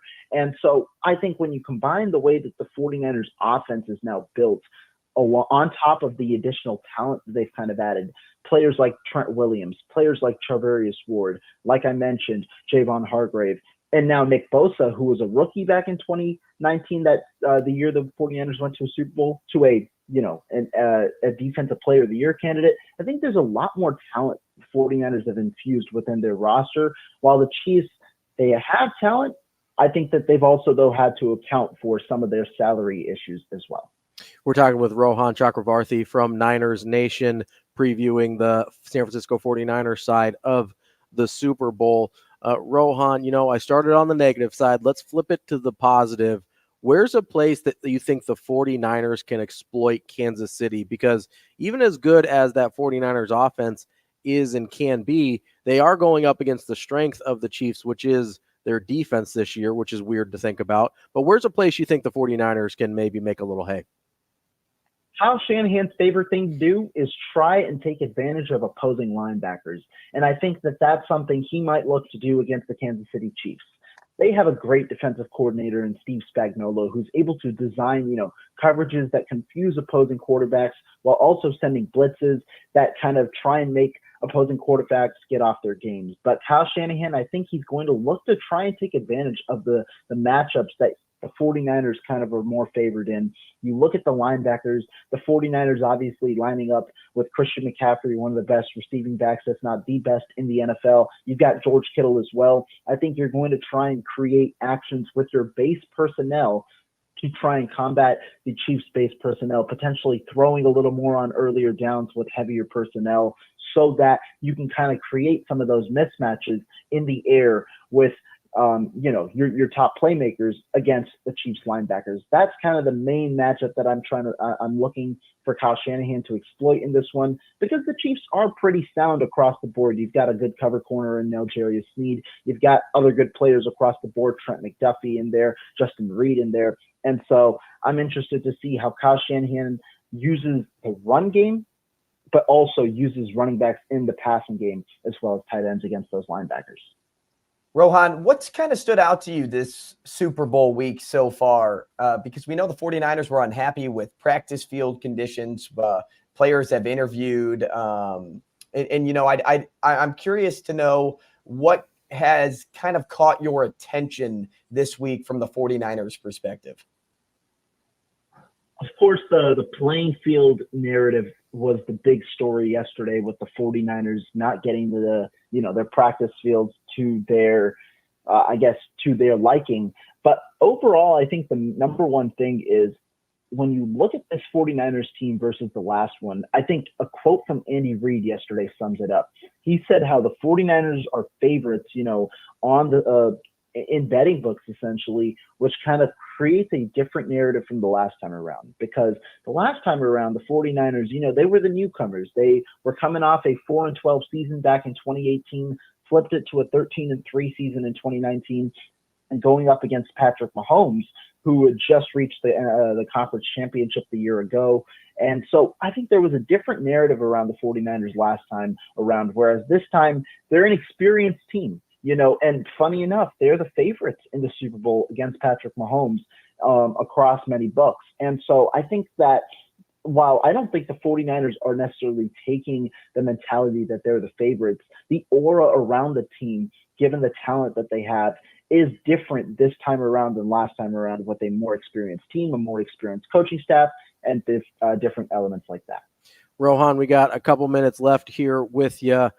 Who do you think has more on the line in terms of how they're viewed in this game? Is it Kyle Shanahan, who's lost the last Super Bowl, has the kind of meltdown as the offensive coordinator with the Falcons, or Brock Purdy trying to garner that respect of not just being kind of a system quarterback who's got all the weapons in the world? Which of those two guys do you think has more at stake in how they're viewed? I think both have a good amount at stake, obviously, trying to cement their respective legacies, not only in 49ers franchise history, but also in NFL history with the way that both careers have gone so far. But I will have to go with Kyle Shanahan. Shanahan's a guy who has been, respected as a top coach in the NFL. But the one hump that Shanahan has yet to kind of accomplish has been that Super Bowl, whereas some of the top coaches in the NFL, that's where some people might distinguish Shanahan from the rest of the bunch. Guys like Andy Reid, Bill Belichick, Mike Tomlin, and even Shanahan's own, his close friend and own counterpart, Sean McVay, who won a Super Bowl back in 2021 with the Los Angeles Rams. And so I think Shanahan, especially given his history, 0-2 in the Super Bowl, one with the Atlanta Falcons as the offensive coordinator, the other time against the Kansas City Chiefs. But with the way that the 49ers not only had the path to go to the Super Bowl this year with windows, you don't know how long they're going to last, and Shanahan having the amount of playoff success and regular season success as he's had in the last few years, I think this is the year where Shanahan has to cement his legacy kind of as that elite head coach for the 49ers. Do I think his job is maybe in balance? No. But I think that this is kind of a make or break year for Shanahan, given how good the team that he's compiled is, how good the team is around him, around his quarterback, and things like that. As for Brock Purdy, I think he's still got some things to prove. I think that the Super Bowl cements his legacy in 49ers history, cements his legacy as one of the greatest underdog stories in the NFL. However, Brock Purdy, he's only in his second year. If Brock Purdy doesn't reach the Super Bowl this year, it's not a big deal. It's his second conference championship in 2 years as a starter. You expect him to grow, and he still has a couple of years left on his rookie contract to where the 49ers likely won't move on from him during that time. So to me, I think the pressure is much more on Kyle Shanahan than Brock Purdy this weekend. That's Rohan Chakravarthi from Niners Nation. Rohan, thanks so much for joining us, and hopefully we can catch up after a 49ers win. Appreciate you guys' time, and have a great rest of your day. Thanks, man. That's Rohan Chakravarthi from Niners Nation, and that's our show for the day here on Hurrdat Sports Radio. For Andrew Rogers, I'm Ravi Lulla. We will see you again tomorrow.